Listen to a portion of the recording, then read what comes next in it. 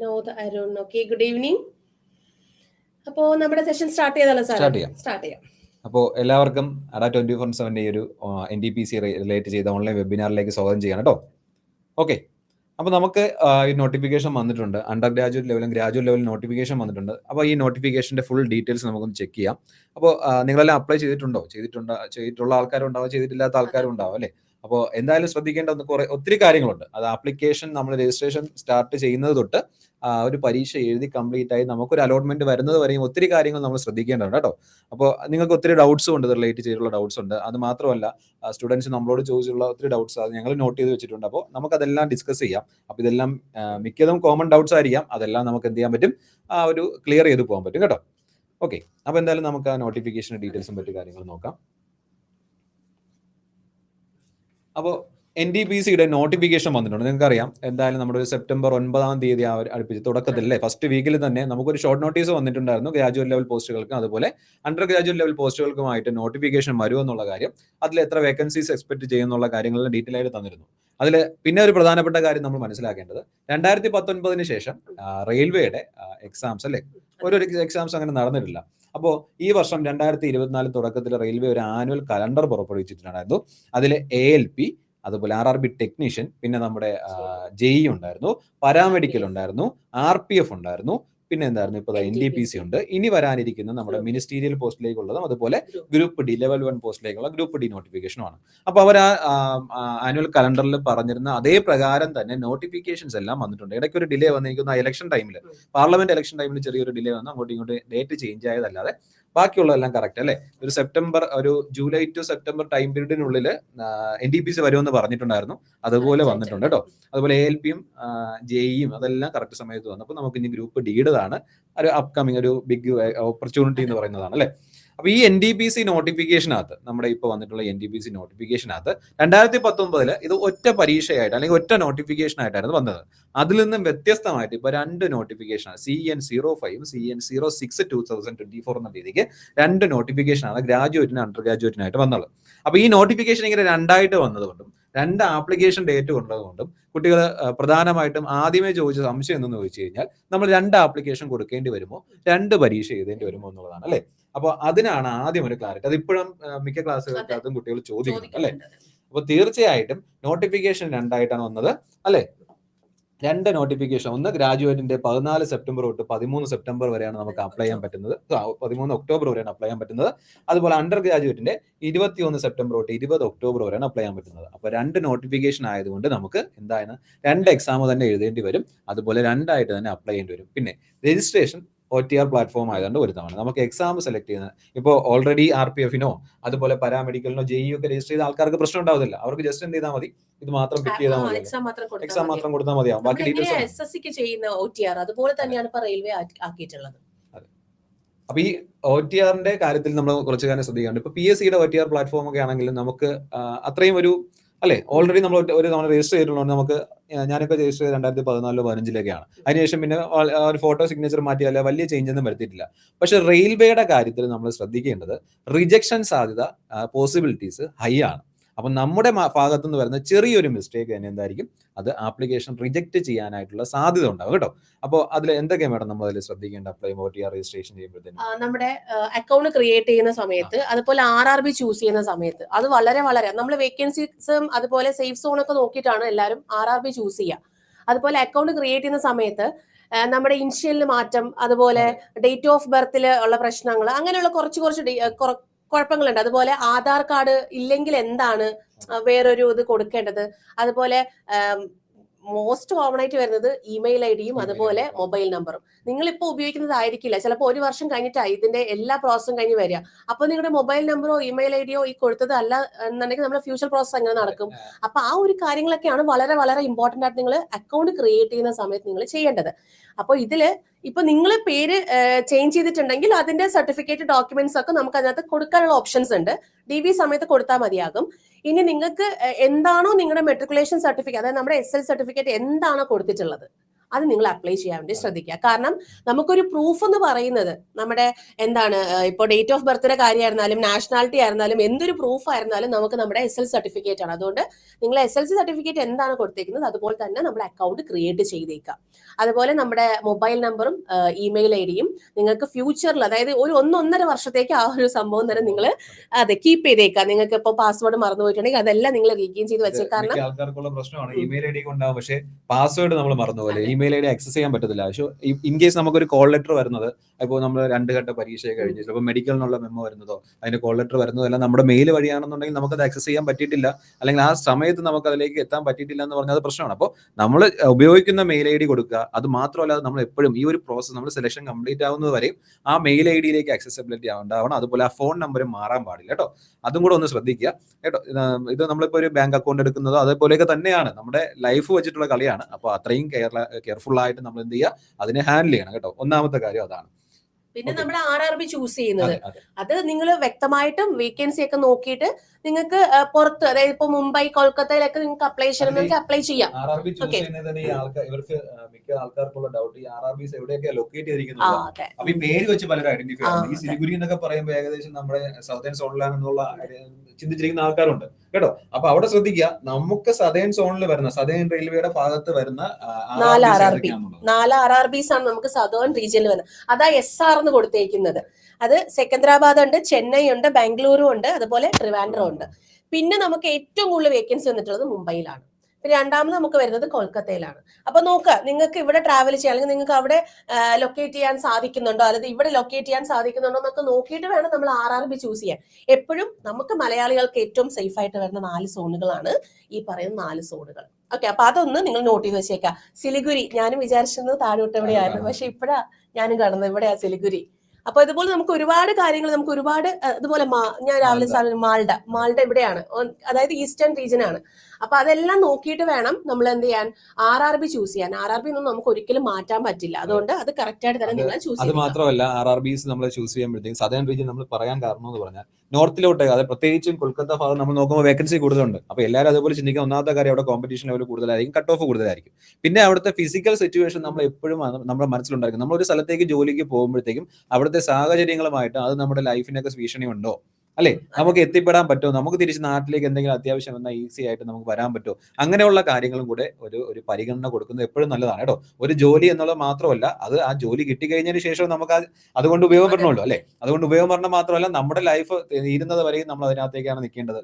നമ്മുടെ ഫാമിലി നമ്മളെ ഡിപ്പെൻഡ് ചെയ്തിട്ടുണ്ട്. അപ്പൊ ആ കാര്യങ്ങളെല്ലാം ചിന്തിക്കണം കേട്ടോ. അതെല്ലാം നോക്കിയിട്ട് വേണം നമുക്ക് എന്ത് ചെയ്യാനായിട്ട് RRB ചൂസ് ചെയ്യാൻ. അത് RRB ചൂസ് ചെയ്യുന്ന സമയത്ത് നിങ്ങൾ വിചാരിക്കും ഇപ്പൊ നമ്മൾ കൊൽക്കത്ത ചൂസ് ചെയ്ത് ജോലി കിട്ടി നിങ്ങൾക്ക് ട്രിവാൻഡ്രത്തോട്ട് വരാം, അങ്ങനെ ഈസി ആയിട്ട് നടക്കുന്ന ഒരു പ്രോസസ് അല്ല. മ്യൂച്വൽ ട്രാൻസ്ഫർ ഒക്കെ ഉണ്ടെങ്കിൽ നമുക്ക് അതും ഒരു 5-10 വർഷം കഴിയുമ്പോൾ നമുക്ക് അറിയാം. നോർമലായിട്ട് ട്രാൻസ്ഫറിന്റെ ടൈം പറയുന്നത് തന്നെ ഇപ്പൊ ഒരു സ്റ്റേഷൻ മാസ്റ്റർ പോസ്റ്റ് ഒക്കെ ആണെങ്കിൽ 7 വർഷം, മിനിമം ഒരു 5-6 വർഷം കഴിഞ്ഞിട്ട്, അതും അപ്പോഴത്തെ സാഹചര്യങ്ങൾ ഓക്കെ ആണെന്നുണ്ടെങ്കിൽ മാത്രമേ ആ ഒരു ട്രാൻസ്ഫർ അവിടെ നടക്കത്തുള്ളൂ കേട്ടോ. അത് നമ്മൾ ശ്രദ്ധിക്കണം. അപ്പൊ അതെല്ലാം നോക്കുമ്പോഴത്തേക്കും, അങ്ങനെയുള്ള ഇതെല്ലാം വെച്ച് നോക്കുമ്പോഴത്തേക്കും നമ്മൾ പഠിക്കാൻ റെഡിയാണോ, എന്തായാലും 6 മാസം നമ്മൾ സ്പെൻഡ് ചെയ്യുന്നുണ്ട്. നമ്മൾ ഇരുന്നങ്ങ് മരിച്ചിരുന്നങ്ങ് പഠിക്കുകയാണെന്നുണ്ടെങ്കിൽ നമുക്ക് ഇഷ്ടമുള്ള നമ്മുടെ വീടിനടുത്ത് ട്രിവാൻഡ്രത്ത് ഒരു വേക്കൻസി ഉണ്ടെങ്കിൽ ആ വേക്കൻസിയിലേക്ക് വേണ്ടി പഠിക്കുക കേട്ടോ. അവിടെ നമ്മൾ കോമ്പറ്റീഷൻ ലെവലും കട്ട് ഓഫ് മാത്രം ആ ഒരു ഇതിലേക്ക് ചിന്തിക്കരുത് കേട്ടോ. നമ്മുടെ ബാക്കിയുള്ള ഭൗതിക സാഹചര്യങ്ങളൂടെ നോക്കിയിട്ട് വേണം ചെയ്യാനായിട്ട്. അത് എന്റെ ഒരു സജഷനാണ്. അങ്ങനെ നോക്കാം. പിന്നീട് നമ്മൾ എന്തിനാ ബുദ്ധിമുട്ട് നോക്കേണ്ട കാര്യമില്ല. ഇതൊക്കെ ഇങ്ങനെ ജോലി കഷ്ടപ്പെട്ടിരുന്ന് പഠിച്ച് ജോലി മേടിച്ചിട്ട് പിന്നെ നമുക്ക് പോകാൻ പറ്റാതെ കളഞ്ഞിട്ട് വരേണ്ടി വന്നിട്ടുള്ള ആൾക്കാരുണ്ട്. അത് പ്രത്യേകിച്ചും ഈ ഗ്രൂപ്പ് ഡിയിലും ഗ്രൂപ്പ് സിയിലൊക്കെ ഇരിക്കുന്ന ആൾക്കാരും മിക്ക ആൾക്കാരും അങ്ങനെ പറയുന്നത് കേട്ടിട്ടുണ്ട് കേട്ടോ. അപ്പൊ അതുകൊണ്ട് അതൊക്കെ നോക്കിയിട്ട് വേണം ആ ഒരു ഇത് ചെയ്യാനായിട്ട്. ഓക്കെ, അപ്പൊ ഈ RRBയെ ചൂസ് ചെയ്യുന്നതിനെ കുറിച്ചും നമ്മുടെ എക്സാമിനെ കുറിച്ചും നിങ്ങൾക്ക് എന്തെങ്കിലും ഡൗട്ട്സ് ഉണ്ടോ? ഇതാണ് നമ്മുടെ RRBs. നിങ്ങൾക്ക് കാണാമല്ലോ, ജമ്മു കാശ്മീരാണ് ഏറ്റവും ടോപ്പിൽ വരുന്നത്. താരതമ്യേന അവിടെ കോമ്പറ്റീഷൻ കുറവാണ്. അത് മാത്രമല്ല കട്ട് ഓഫും കുറവൊന്നുമല്ല, മോഡറേറ്റ് ലെവലിലാണ് വരുന്നത്. അവിടുത്തെ കോമ്പറ്റീഷൻ കുറവായെന്നുള്ള കാരണം നിങ്ങൾക്ക് തന്നെ അറിയാം. നമ്മൾ പ്രത്യേകിച്ച് പറയാതെ തന്നെ അവിടെ ഉള്ള ആൾക്കാർ മാത്രമേ അവിടെ അപ്ലൈ ചെയ്യാൻ സാധ്യതയുള്ളൂ കേട്ടോ. പിന്നെ വരുന്നത് ചണ്ഡീഗഡ് ആണ്. അത് കഴിയുമ്പോൾ അജ്മീറൊക്കെ അത്യാവശ്യം നല്ല റീജിയൻ, പക്ഷെ കട്ട് ഓഫ് ആ ഒരു ലെവലും. പിന്നെ വേക്കൻസിയുടെ കാര്യം ഒന്ന് നോക്കിക്കൊള്ളുക. ഗോരഖ്പൂർ, മുസാഫർപൂർ ഇവിടെയാണ് വരുന്നത്. പിന്നെ ഗുവാഹത്തി ഇവിടെ വരുന്നുണ്ട്, മാൽദ ഇവിടെ വന്നു. അപ്പോൾ നോർത്ത് ഈസ്റ്റ് ഫ്രണ്ടിയർ റെയിൽവേയിൽ 2 ഇതാ വരുന്നത്. നമുക്ക് മാൽദയും ഗുവാഹത്തിയും വരും. അതുപോലെ സിലിഗുരിയും കൊൽക്കത്തയും. ഇത് ഏകദേശം നമ്മുടെ വെസ്റ്റ് ബംഗാളിന്റെ പാർട്ടിലായിട്ടാണ് സിലിഗുരിയും കൊൽക്കത്തയും വരുന്നത് കേട്ടോ. കൊൽക്കത്ത വെസ്റ്റ് ബംഗാൾ, സിലിഗുരി നമ്മുടെ വെസ്റ്റ് ബംഗാളിന്റെ ഭാഗം തന്നെയാണ് വരുന്നത്. പിന്നെ വരുന്നത് റാഞ്ചി, പിന്നെ പാറ്റ്ന, അലഹബാദ്, ഭോപ്പാൽ, അഹമ്മദാബാദ്, ബിലാസ്പൂർ. ഇത്രയും നമ്മുടെ നോർത്തേനും സെൻട്രൽ റെയിൽവേ ആയിട്ട് അങ്ങ് പോവാണ്. ഇനി സൗത്തിലേക്ക് വരുമ്പോഴത്തേനും, സൗത്ത് സെൻട്രൽ വരുമ്പോഴത്തേക്കും മുംബൈ വരുന്നുണ്ട്. മുംബൈ എന്ന് പറഞ്ഞ ഒരു വൈഡ് റീജിയൻ ആണ്. ഒത്തിരി നല്ല സ്റ്റേഷനാണ്, നല്ല ലെവലിലുള്ള വേക്കൻസീസ് ഉണ്ട്, അത്രയും തന്നെ ഹൈ കോമ്പറ്റീഷൻ അവിടെ ഉണ്ട്. കഴിഞ്ഞ ഏതോ ഒരു പോസ്റ്റ്, എനിക്ക് തോന്നുന്ന പോസ്റ്റ് ഞാൻ ഓർക്കുന്നില്ല, 85 എന്ന് പറഞ്ഞു ലാസ്റ്റ് കട്ട് ഓഫ് CBT 2-ന്റെ കേട്ടോ. അപ്പൊ ആ ലെവലിലുള്ള ഒരു കോമ്പറ്റീഷൻ എവിടെ ഉണ്ടാവും? മുംബൈക്കകത്ത് ഉണ്ടാവും. പിന്നെ നമുക്ക് ഏറ്റവും അപ്ലൈ ചെയ്തിട്ട് നമുക്ക് മത്സരിക്കാൻ പറ്റുന്ന സെക്കന്ദരാബാദ്, അതുപോലെ ബാംഗ്ലൂർ, ചെന്നൈ, ട്രിവാൻഡ്രം കേട്ടോ. അപ്പൊ ഈ ഒരു 4 റീജിയൻ നിങ്ങൾ നോക്കുക. പ്രത്യേകിച്ച് ലേഡീസ് ഒക്കെ നോക്കുമ്പോഴത്തേക്കും ഒത്തിരി നോർത്തിലേക്ക് ഒന്നും പോകാതിരിക്കുന്നതന്നെ നല്ലത് കേട്ടോ. നമ്മുടെ റീജിയൻ നിങ്ങൾ പഠിക്കാൻ റെഡി, അതാ ഞാൻ വീണ്ടും പറയുന്നത്, പഠിക്കാൻ റെഡി ആണെങ്കിൽ ഒരു പ്രശ്നമില്ല. നമുക്ക് പഠിച്ച് അവിടെ 1-2 വേക്കൻസി ആണെങ്കിൽ ആ വേക്കൻസിയിലേക്ക് നമ്മൾ മത്സരിക്കുക കേട്ടോ. നമ്മൾ ടോപ്പ് വരാൻ ശ്രദ്ധിക്കുക. ഓക്കെ, എന്തെങ്കിലും ഡൗട്ട്സ് ഉണ്ടോ? ഇത് റിഗാർഡ് ചെയ്ത് എന്തെങ്കിലും ഡൗട്ട്സ് ഉണ്ടോ? RRB വൈസ് എന്തെങ്കിലും ഡൗട്ട്സ് ഉണ്ടോ? ഇല്ലല്ലോ. ഡൗട്ട്സ് ഇല്ലെങ്കിൽ നമുക്ക് അടുത്ത സെക്ഷനിലോട്ട് പോവാം. അപ്പൊ ഇതില് നമ്മൾ വേക്കൻസീസിന്റെ കാര്യം പറഞ്ഞു. 11,558 വേക്കൻസി, ഏകദേശം 8,113 വേക്കൻസി ഗ്രാജുവേറ്റ് ലെവലിനും 3,000 സംതിങ് വേക്കൻസി നമ്മുടെ അണ്ടർ ഗ്രാജുവേറ്റ് ലെവലിനാണ് വരുന്നത്. ഈ വേക്കൻസീസ് ഇനിയും കൂടും. അപ്പോൾ ചില ആൾക്കാർ ചോദിച്ചത് ഔട്ടാണ്, വേക്കൻസി കൂടുമോ? അതിന് പറയാൻ കാരണം 5 വർഷങ്ങൾക്ക് ശേഷമാണ് ഈ പരീക്ഷ വരുന്നത്. അപ്പോൾ റെയിൽവേയിൽ തന്നെ വിവിധ ഡിപ്പാർട്ട്മെന്റുകളിൽ ഇനിയും പൂർണ്ണമായിട്ട് ഒഴിവുകൾ റിപ്പോർട്ട് ചെയ്തിട്ടില്ല. അങ്ങനെ റിപ്പോർട്ട് ചെയ്തിട്ടാണ് നമ്മുടെ ALPയുടേത് വേക്കൻസി എന്ത് ചെയ്ത് കൂടി വന്നത്. അപ്പോൾ ഒരു ALPയുടെ എനിക്ക് ഏകദേശം 13,000-ന് മുകളിലൊക്കെ ഇൻക്രീസ് വന്നിട്ടുണ്ട് കേട്ടോ. അപ്പോൾ ഏകദേശം 5,000 വേക്കൻസി ആയിരുന്നു തുടക്കത്തിൽ ഉണ്ടായിരുന്നു, പിന്നെ അത് കൂടി 15-ലോ 18-ലോ എത്തി നിൽപ്പുണ്ട്. അപ്പോൾ അതേ രീതിക്ക് തന്നെ ഇനിയിപ്പോൾ JEEയുടെ നോട്ടിഫൈ ചെയ്തിട്ടെന്ന് പറഞ്ഞൊരു ഡീറ്റെയിൽസ് വന്നിട്ടുണ്ടായിരുന്നു. NTPCയുടെ അതുപോലെ തന്നെ എന്ത് ചെയ്യാം, വേക്കൻസി ഇൻക്രീസ് ആവാം. ലാസ്റ്റ് 2019 36K സംതിങ്, അല്ലെ 36,000-ന് മുകളിൽ വേക്കൻസീസ് അവൈലബിൾ ആയിരുന്നു. ഇപ്രാവശ്യം ഏകദേശം അത്രയും വേക്കൻസീസ് തന്നെ നമ്മൾ എന്ത് ചെയ്യുന്നുണ്ട്, പ്രതീക്ഷിക്കുന്നുണ്ട് കേട്ടോ. അപ്പോൾ വേക്കൻസി ഇനിയും ഇൻക്രീസ് ആവാം, ഏതാണ് നമ്മുടെ NTPCയുടെ. ഓക്കെ, അപ്പോൾ വേക്കൻസി റിലേറ്റഡ് ആയിട്ടുള്ള ഡൗട്ട് തീർന്നല്ലോ. ഇനി ഡേറ്റ്സ് ഓൾറെഡി നമ്മൾ പറഞ്ഞതാണ്. ഇനി പോസ്റ്റ് വൈസ് വേക്കൻസി. ഈ പോസ്റ്റ് ഇതിപ്പോ അണ്ടർ ഗ്രാജുവേറ്റ് പോസ്റ്റ് ആണ്. അണ്ടർ ഗ്രാജുവേറ്റ് പോസ്റ്റിൽ junior clerk cum typist, account clerk cum typist, trains clerk, commercial cum ticket clerk എന്ന് പറഞ്ഞ വേക്കൻസി. അതിൽ ജൂനിയർ ക്ലർക്കം ടൈപ്പിസ്റ്റിന് 990, അക്കൗണ്ട്സ് ക്ലർക്കം ടൈപ്പിസ്റ്റിന് 361, ട്രെയിൻസ് ക്ലർക്കിന് 72, കൊമേഴ്ഷ്യൽ കം ടിക്കറ്റ് ക്ലർക്കാണ് വേക്കൻസി കൂടുതൽ, 2022 വേക്കൻസി.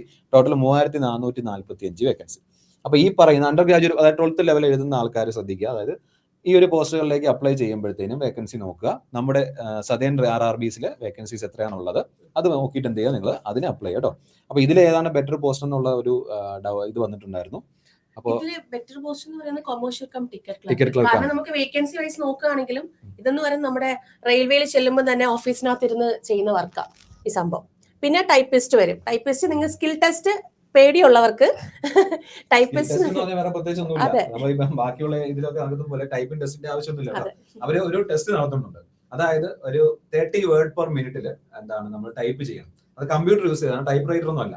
കമ്പ്യൂട്ടർ യൂസ് ചെയ്ത് നമുക്കൊരു സ്ക്രീൻ ഉണ്ടാവും, സ്ക്രീനകത്ത് കുറച്ച് ഒരു പാസേജ് ഉണ്ടാവും, പാസേജിനകത്ത് താഴെയായിട്ട് നമുക്ക് അതുപോലെ ടൈപ്പ് ചെയ്യാം. ടൈമർ റൺ ചെയ്യുന്നുണ്ടല്ലോ, അത് നമുക്ക് പ്രാക്ടീസ് ചെയ്യാന്നുള്ളതേ ഉള്ളൂ കേട്ടോ. കമ്പ്യൂട്ടർ നോളജ് ഉള്ള ആളിനെ സംബന്ധിച്ചുള്ള അത് പാടുള്ള കാര്യമൊന്നുമല്ല. ഓക്കെ, പിന്നെ വരുമ്പോൾ ട്രെയിൻസ് ക്ലർക്ക് ഇപ്പോഴത്തെ വേക്കൻസി അനുസരിച്ചിട്ട് എല്ലാ RRBസിലും കൂടെ എനിക്ക് തോന്നുന്നു ഓരോരോ വേക്കൻസി വരുന്നുണ്ട്. ഒന്നുണ്ട്. ട്രിവാൻഡ്രത്ത് നമുക്ക് അക്കൗണ്ട്സ് ക്ലർക്കും ടൈപ്പിസ്റ്റ് ഇല്ല. ബാക്കി 3 വരുന്നത്. ട്രിവാൻഡ്രത്ത് നോക്കുകയാണെങ്കിൽ കൊമേഴ്ഷ്യൽ കം ടിക്കറ്റ് ക്ലർക്കാണ് ഏറ്റവും കൂടുതൽ വേക്കൻസിയിൽ കിടക്കുന്നത്. അതുപോലെ ചെന്നൈയിൽ നോക്കുകയാണെങ്കിലും ഈ പറയുന്നതിന് ഇനിയാണ് കുറച്ച് വേക്കൻസി കൂടുതലായിട്ട് വന്നിട്ടുള്ളത്. അപ്പം അത് നോക്കിയിട്ട് നിങ്ങളത് അണ്ടർ ഗ്രാജുവേറ്റ് ലെവലിൽ നിങ്ങൾ അപ്ലൈ ചെയ്യാം കേട്ടോ. നമുക്ക് സെപ്പറേറ്റ് സോൺ അപ്ലൈ ചെയ്യാം. ഗ്രാജുവേറ്റ് നിങ്ങൾ ഇപ്പോൾ RRB ട്രിവാൻഡ്രം ആണ് അപ്ലൈ ചെയ്തെങ്കിൽ അണ്ടർ ഗ്രാജുവേറ്റ് നിങ്ങൾക്ക് വേണമെങ്കിൽ ചെന്നൈയിൽ അപ്ലൈ ചെയ്യാം. 2 നോട്ടിഫിക്കേഷൻ ആയിട്ടാണ് വന്നിരിക്കുന്നത്. അപ്പൊ നമുക്ക് 2 അപ്ലൈ ചെയ്യുന്നോണ്ട് പ്രശ്നമൊന്നും വരത്തില്ല കേട്ടോ. 2 പരീക്ഷയിൽ നമ്മൾ എഴുതുന്നത്. അപ്പൊ 2 സെപ്പറേറ്റ് നോട്ടിഫിക്കേഷൻ. ഗ്രാജുവേറ്റ് അപ്ലൈ ചെയ്ത ആൾക്കാർക്ക് അണ്ടർ ഗ്രാജുവേറ്റ് അപ്ലൈ ചെയ്യാം. പക്ഷെ അണ്ടർ ഗ്രാജുവേറ്റ് അപ്ലൈ ചെയ്യാൻ പറ്റില്ല, +2 ആണ് ക്വാളിഫിക്കേഷൻ വരുന്നത് കേട്ടോ. അപ്പോൾ ആ ഒരു വേരിയേഷൻ അതിനകത്ത് ഉണ്ടാവും. അത് നിങ്ങൾക്ക് RRB ചൂസ് ചെയ്യുന്നതിന് പ്രശ്നമില്ല. നെക്സ്റ്റ് ഗ്രാജുവേറ്റ് ലെവൽ പോസ്റ്റ്, അതാണ് ഏകദേശം 8,113 വേക്കൻസീസിൽ വന്നിട്ടുള്ളത്. അപ്പൊ അതിൽ ഗുഡ്സ് ട്രെയിൻ മാനേജർ 3,100, അതാണ് ഏറ്റവും കൂടുതൽ അല്ലേ സാറേ, 44. Chief commercial cum ticket supervisor 1,736, senior clerk cum typist 732, junior account assistant cum typist 1,507, station master 994.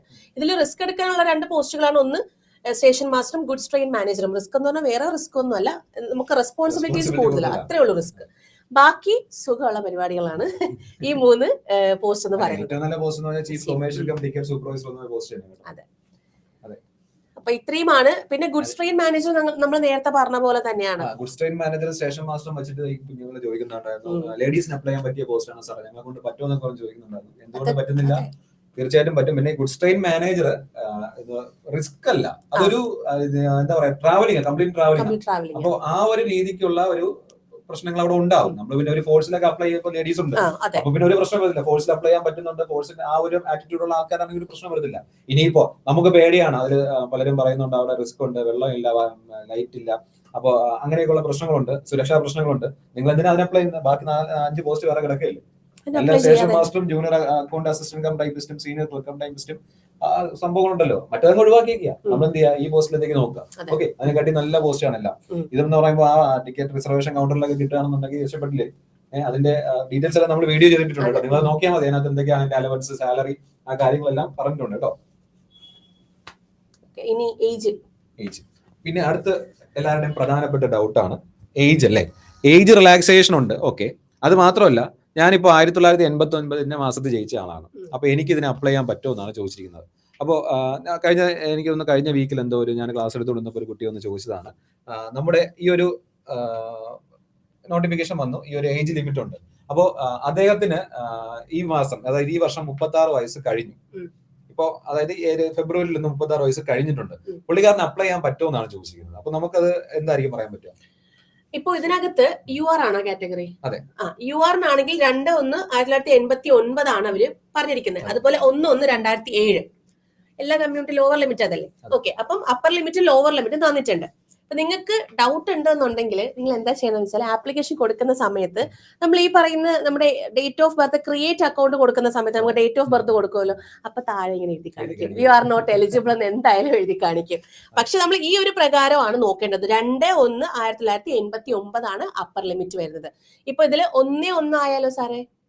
2/1 ആണെങ്കിൽ ഓക്കെ, 2/1. പക്ഷെ ഒരു ദിവസം, അതായത് ആ ഒരു ദിവസത്തിന്റെ, നമ്മളിപ്പോ 36 വയസ്സെന്ന് പറഞ്ഞ ഈ പറഞ്ഞേക്കുന്ന നമ്മൾ അപ്ലൈ ചെയ്യുന്ന ആപ്ലിക്കേഷൻ ടൈം പീരീഡിനുള്ളിൽ കറക്റ്റ് 36 വയസ്സ് പൂർത്തിയാവുക. അതിനപ്പുറത്തേക്ക് പോകാൻ പാടില്ല അല്ലേ? ലോവർ ഏജ് ലിമിറ്റ് അത്രയും, അപ്പർ ഏജ് ലിമിറ്റ് ഇത്രയും എന്നുള്ള ഒരു ടൈം ലിമിറ്റിനകത്ത് നിന്ന് വേണം നമുക്ക് അപ്ലൈ ചെയ്യാൻ. ചിലപ്പോൾ ഒരു മാസം മുന്നോട്ട് പോയാലും, ഒരാഴ്ച മുന്നോട്ട് പോയാലും, ഒരു ദിവസം, അതായത് 36 വയസ്സ് ഒരു ദിവസം, അല്ലെങ്കിൽ 36 വയസ്സ് ഒരു മാസം, 3 മാസം എന്നൊക്കെ പറഞ്ഞ രീതിക്ക് വന്നാൽ അവിടെ മിക്കവാറും അതെന്തായാലും റിജക്ട് ആവും. കാരണം ഈ ഡേ വെച്ചായിരിക്കും സിസ്റ്റം കാൽക്കുലേറ്റ് ചെയ്യുന്നത്. അപ്പൊ ഈ 365 ദിവസമാണ് ഒരു വർഷം അവർ കാൽക്കുലേറ്റ് ചെയ്യുന്നത്. നമ്മൾ അതിനപ്പുറത്തേക്ക് പോകുമ്പോഴത്തേക്കും ദിവസത്തിന്റെ എണ്ണം വേരിയേഷൻ വരും. അതാ ഈ ഒരു 1 പറഞ്ഞ ആ ഒരു ദിവസം വന്നു കഴിഞ്ഞാൽ നമുക്ക് പ്രശ്നം വരും കേട്ടോ. അപ്പൊ സെൻട്രൽ ഈ ഓൺലൈൻ ആയിട്ടുള്ളതിന്റെ ഇതാണ്. അപ്പൊ അവിടെ പിന്നെ ഒരു പരിഗണന ചിലപ്പോൾ കിട്ടത്തില്ല, നേരെ അത് അപ്ലൈ ചെയ്യാൻ പറ്റാത്ത രീതിക്കാവും കേട്ടോ. അപ്പൊ ഈ പറയുന്ന ഏജ് ലിമിറ്റ് ബാരിയറിനകത്ത് നിന്നിട്ട് വേണം എന്ത് ചെയ്യണം, അങ്ങനെയുള്ളവർക്കാണ് അപ്ലൈ ചെയ്യാൻ പറ്റുന്നത്. സംശയം ഉണ്ടെന്നുണ്ടെങ്കിൽ, നമുക്ക് എന്തെങ്കിലും ഡൗട്ട്സ് ഉണ്ടെങ്കിൽ നമുക്ക് പറ്റുമോ നോക്കാം. നിങ്ങൾ ധൈര്യമായിട്ട് ശ്രമിച്ചു നോക്കാം. ഫസ്റ്റ് ടൈം എന്തായാലും നമുക്ക് അവിടെ ഡേറ്റ് ഓഫ് ബർത്ത് ഫില്ല് ചെയ്യേണ്ട ആവശ്യം വരും കേട്ടോ.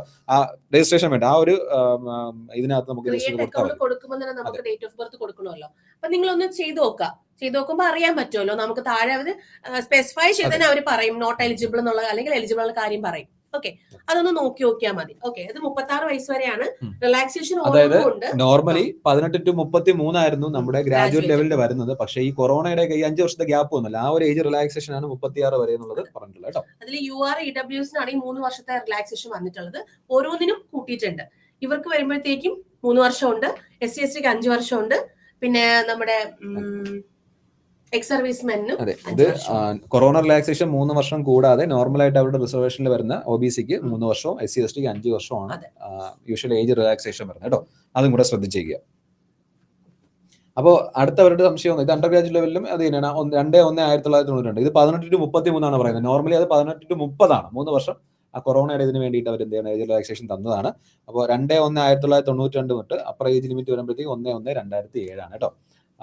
അപ്പൊ 2006 ഞാൻ എനിക്ക് അപ്ലൈ ചെയ്യാൻ പറ്റുമെന്ന് ഞാൻ ഏതോ വീഡിയോയുടെ കമന്റിൽ കണ്ടിട്ടുണ്ടായിരുന്നു. തീർച്ചയായിട്ടും പറ്റും. 2007 നിന്നാൽ മതി കേട്ടോ. ആ ഒരു കാര്യം നോക്കിയാൽ മതി. ഓക്കെ, പിന്നെ ഉള്ളതെന്ന് പറഞ്ഞാൽ ഇവര് പ്രധാനപ്പെട്ട ഡൗട്ട് എന്ന് പറഞ്ഞാൽ ഈ സർട്ടിഫിക്കറ്റ് റിസർവേഷൻ വരുമ്പോൾ, അതെ 2007. അടുത്തതില് അവരുടെ ഈ സർട്ടിഫിക്കറ്റിന് ഡൗട്ട് കുട്ടികൾ ചോദിച്ചിട്ടുണ്ടായിരുന്നു.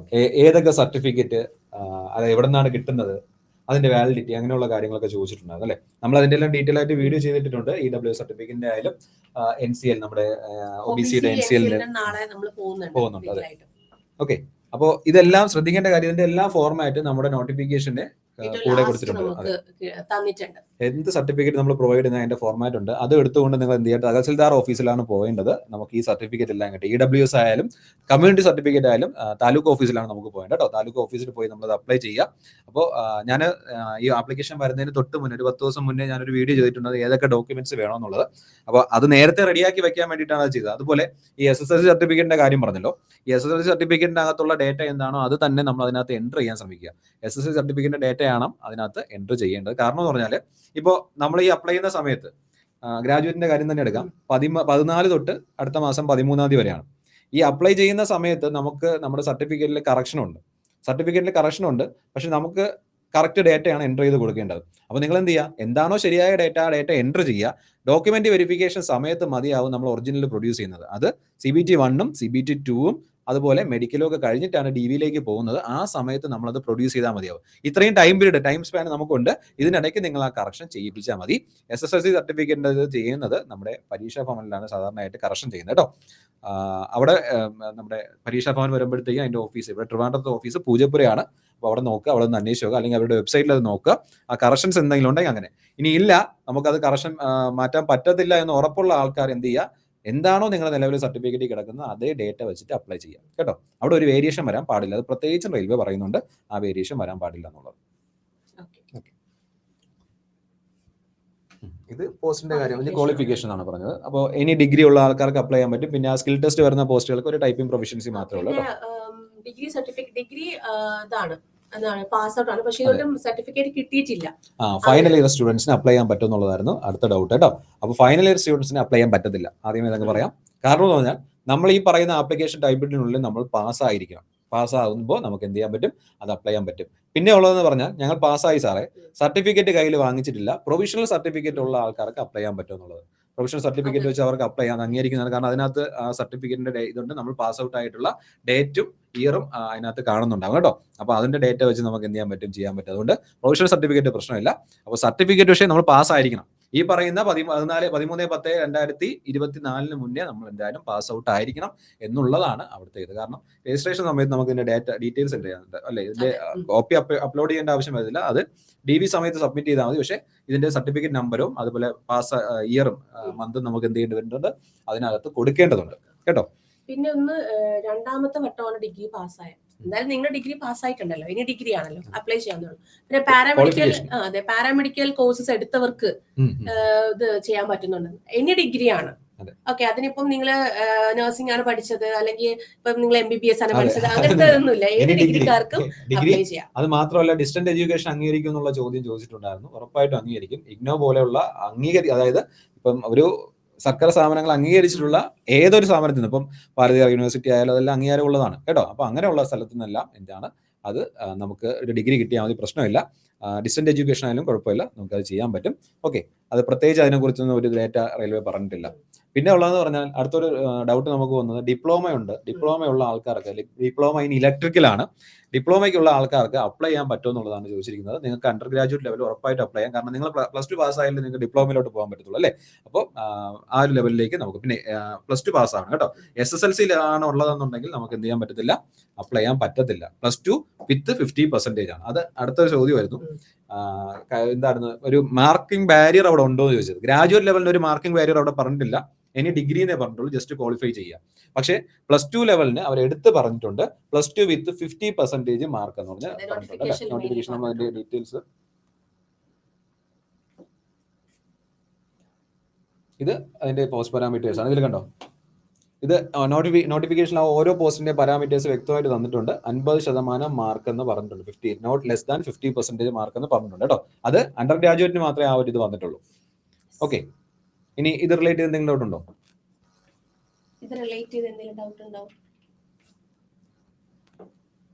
ഇല്ല. അപ്പൊ നമുക്ക് അടുത്ത കാര്യത്തിലേക്ക്.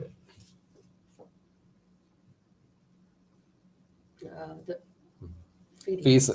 ഈ ഫീസ് അക്കൗണ്ട്, നമ്മൾ തുടക്കത്തിൽ ഒരു കാര്യം പറഞ്ഞു, അക്കൗണ്ട് നമുക്ക് അക്സസിബിൾ ആയിട്ടുള്ള ഒരു അക്കൗണ്ട് കൊടുക്കണം. എന്തിനെന്ന് ചോദിച്ചു കഴിഞ്ഞാൽ, ഇപ്പൊ 500 രൂപയാണ് അവർ ജനറൽ അല്ലെങ്കിൽ OBCക്ക് ഫീസ് വാങ്ങിക്കുന്നത്. 250 രൂപ എന്ത് ചെയ്യുന്നുണ്ട്, റിസർവ്ഡ് കാറ്റഗറിക്ക് വാങ്ങിക്കുന്നുണ്ട്. പരീക്ഷ എഴുതി കഴിയുമ്പോൾ അത് ഒരു പോയിന്റാണ്. പരീക്ഷ എഴുതി കഴിയുമ്പോൾ ഈ പൈസ എന്ത് ചെയ്യും? റീഫണ്ട് ചെയ്യും. ഫുള്ള് കിട്ടത്തില്ല. എത്രയാണ്? 400 രൂപ റീഫണ്ട് ചെയ്യും. പിന്നെ ഒരു ബാങ്ക് ചാർജസ് അവരതിന് പിടിക്കും. 100 രൂപയാണ് ആപ്ലിക്കേഷൻ ഫീസ് അവരെടുക്കുന്നത്. പക്ഷേ ഇവർക്ക് ഇത് ഫുള്ളായിട്ടും ബാങ്ക് ചാർജ് പിടിച്ചിട്ട് 250 രൂപയും എന്ത് ചെയ്യും? റീഫണ്ട് ചെയ്യും. അത് നമ്മൾ ഏത് അക്കൗണ്ടാണോ വയ്ക്കുന്നത് ആ അക്കൗണ്ടിലേക്കാണ് വരുന്നത്. ഓക്കെ, അത് പറയുമ്പോൾ ഇപ്പോൾ നമ്മൾ അക്ഷയ സെന്ററോ കമ്പ്യൂട്ടർ സെന്ററിലോ ഒക്കെ ചെന്ന് അപേക്ഷിക്കുന്ന ആൾക്കാരുണ്ടാവും. ഒരു 20 പേര് അപേക്ഷിച്ച് അവരെ അക്കൗണ്ടിലാണ് കൊടുക്കുന്നെങ്കിൽ ഈ പൈസ എല്ലാം തിരിച്ചു വരുന്നതിലായിരിക്കും. അക്ഷയ സെന്റർ അല്ലെങ്കിൽ പറയുന്ന കമ്പ്യൂട്ടർ സെന്ററിന്റെ അക്കൗണ്ടിലേക്ക് ആയിരിക്കും. ഓക്കെ, വെറുതെ അവരെ പണക്കാരാക്കേണ്ട കാര്യമില്ല. നമ്മുടെ പൈസ ഇല്ലേ, നമ്മൾ പിന്നെ ഇത് നോക്കുകയില്ല. മിക്കവാറും വിട്ടു ഈ പരീക്ഷ എഴുതി കഴിഞ്ഞാൽ പിന്നെ വിട്ടു കേട്ടോ. അപ്പോൾ അതുകൊണ്ട് നമ്മുടെ അക്കൗണ്ടിന് എന്ത് ചെയ്യുക, അത് മാക്സിമം കൊടുക്കാൻ ശ്രമിക്കുക കേട്ടോ. മറ്റൊരു അക്കൗണ്ടിലേക്ക് അത് പോകരുത്. മറ്റൊരു ഫോൺ നമ്പർ ഓപ്ഷൻ നമുക്ക് പ്രത്യേകം ഉണ്ട്. നമ്മൾ ആപ്ലിക്കേഷനകത്ത് ഏത് ബാങ്കിലേക്കാണെന്നുള്ള റീഫണ്ട് ഓപ്ഷൻ നമുക്ക് പ്രത്യേകം കൊടുക്കുന്നുണ്ട്. നമ്മുടെ നെയിം ഓഫ് ബാങ്ക്, അവരുടെ IFSC കോഡ്, അങ്ങനത്തെ കാര്യങ്ങളെല്ലാം ഡീറ്റെയിൽസ് ചോദിക്കുന്നുണ്ട്. അപ്പൊ നിങ്ങൾ കൊടുക്കുന്ന അതിലായിരിക്കും തിരിച്ച് അത് വരുന്നത്. ആ ഒരു കാര്യം ശ്രദ്ധിക്കണം. നമ്മൾ നേരത്തെ കണ്ടു RRB ചൂസ് ചെയ്യുന്ന കാര്യം. ഇനി സോൺ വൈസ് വേക്കൻസീസും കൂടെ നോക്കുക. ഓക്കെ, ഇത് ഗ്രാജുവേറ്റ് ലെവലിന്റെ വേക്കൻസി ആണ്. RRB നമ്മളിപ്പോൾ പറഞ്ഞതുപോലെ കൊൽക്കത്തയിലാണ് ഏറ്റവും കൂടുതൽ വേക്കൻസി ഉള്ളത്. 1382 വേക്കൻസി. അപ്പൊ ഞാൻ ചിന്തിക്കാൻ എനിക്ക് കൊൽക്കത്തയിൽ അപ്ലൈ ചെയ്യാം. അതുപോലെ തന്നെ കാവ്യമസും ചിന്തിക്കും. നിങ്ങൾ ഓരോരുത്തരും ചിന്തിക്കുന്ന വേക്കൻസി കൂടുതൽ അവിടെ അല്ലേ, അപ്പൊ അവിടെ അപ്ലൈ ചെയ്യാന്ന് പറഞ്ഞ് എല്ലാവരും കൂടെ അപ്ലൈ ചെന്ന് വരുമ്പോഴത്തേനും എന്തായിരിക്കും, അവിടുത്തെ കോമ്പറ്റീഷൻ ലെവൽ നോർമലായിട്ട് കൂടും. കട്ട് ഓഫ് മുകളിലേക്ക് വരാനായിരിക്കും സാധ്യത കേട്ടോ. അപ്പൊ അത് ശ്രദ്ധിച്ചോളുക. അഹമ്മദാബാദ് 516 വേക്കൻസി ഉണ്ട്. അജ്മീറിൽ 132 വേക്കൻസി ഉണ്ട്. ബാംഗ്ലൂർ 496 വേക്കൻസി ഉണ്ട്. നമുക്കുണ്ട് അത്യാവശ്യം നല്ല വേക്കൻസി കേട്ടോ. ബാംഗ്ലൂർ. ഭോപ്പാൽ 155 വേക്കൻസി. ഭുവനേശ്വർ 758. ബിലാസ്പൂർ 649. ചണ്ഡീഗഡ് എത്രയാണ്? 410 വരും. ചെന്നൈയിൽ 436. അപ്പോൾ 400 800 വേക്കൻസി നമ്മുടെ സദേൺ റീജിയനിൽ ഇപ്പൊ തന്നെ 800 മുകളിലായി കേട്ടോ. ഗോരഖ്പൂർ 129 ഉണ്ട്. ഗുവാഹത്തി എത്രയാണ്? 516. ജമ്മു ശ്രീനഗർ 145. കൊൽക്കത്ത 1382. മാൽദ 198. മുംബൈയിലുണ്ട് കണ്ടോ 827 വേക്കൻസി ഉണ്ട്. മുസാഫർപൂർ 12. പ്രയാഗ്രാജ് 227. പാറ്റ്ന 111. റാഞ്ചി 322. സെക്കന്ദരാബാദ് 478. 1200 മുകളിൽ പോയില്ലേ. സിലിഗുരി 40. ട്രിവാൻഡ്രം 174. അപ്പോൾ ഈ മിക്ക ആൾക്കാരും സിലിഗുരി തെറ്റി സൗത്തിലാണ് തെറ്റി, കാരണം സെക്കന്ദരാബാദും തിരുവനന്തപുരത്തിന് ഇടയിൽ കിടക്കുന്നുകൊണ്ടാണ് കേട്ടോ. ആ സിലിഗുരി എന്ന് പറഞ്ഞാൽ മുകളിലാണ് നമ്മുടെ ഈസ്റ്റേൺ റെയിൽവേയിൽ പോകുന്നത് കേട്ടോ. അപ്പോൾ നോക്കുക, മൊത്തത്തിൽ ഏകദേശം ഒരു 1500 അടുപ്പിച്ച് വേക്കൻസീസ് നമുക്കുണ്ട് സദേൺ റീജിയനിൽ. നമുക്കത് മതി. ആ 1500 വേക്കൻസീസിന് വേണ്ടി ഫൈറ്റ് ചെയ്യുക നിങ്ങൾ കേട്ടോ. അതിനുവേണ്ടി ഫൈറ്റ് ചെയ്യുക. നിങ്ങൾ എന്ത് ചെയ്യുക, ജോലിയിലേക്ക് കയറുക.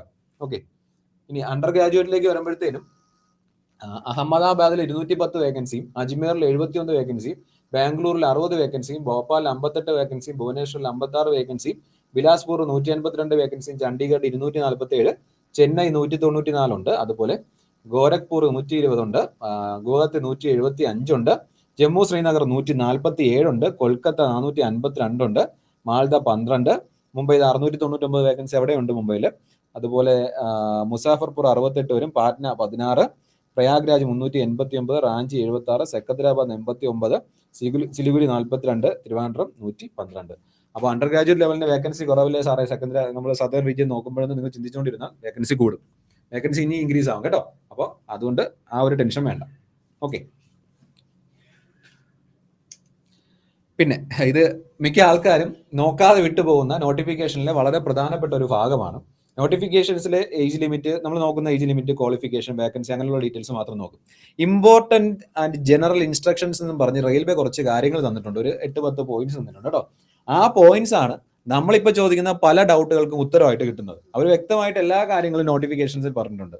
ഒന്നാമത്തെ കാര്യം, ഫൈനൽ ഇയർ സ്റ്റുഡൻസിന് അപ്ലൈ ചെയ്യാൻ പറ്റുമോ ഇല്ലയോ എന്നുള്ള കാര്യം ഇല്ല എന്നുള്ളത് അത് ബോൾഡ് ലെറ്ററിൽ തന്നെ നോക്കുക. Candidates waiting for final results of prescribed educational qualification should not apply എന്നാണ് പറയുന്നത്. അവർക്ക് അപ്ലൈ ചെയ്യാൻ പറ്റത്തില്ല. പിന്നെ പറഞ്ഞിരിക്കുന്നത് എന്താണ്, രണ്ടാമത്തെ മൂന്നാമത്തേക്ക് എന്ത് ചെയ്യണം, അത് വ്യക്തതയോടെ നോക്കി ഫില്ല് ചെയ്യാന്നുള്ള രീതിക്കാണ് പറഞ്ഞിരിക്കുന്നത്. പിന്നെ മെയിലിന്റെയും ഫോൺ നമ്പറിന്റെയും കാര്യം അവർ തന്നെ എടുത്ത് പറഞ്ഞിട്ടുണ്ട്. അത് ബോൾഡ് ചെയ്ത് പറഞ്ഞിട്ടുണ്ട്. അത് എപ്പോഴും അക്സസിബിൾ ആയിട്ടുള്ള കാര്യം തന്നെ വേണമെന്നുള്ള പറഞ്ഞിട്ടുണ്ട്. പിന്നെന്താ, മോർ ദാൻ, അടുത്ത ഡൗട്ട്, ഒന്നിലധികം RRBയിലേക്ക് അപ്ലൈ ചെയ്യാൻ പറ്റുമോ എന്നുള്ളത്. തീർച്ചയായിട്ടും പറ്റത്തില്ല.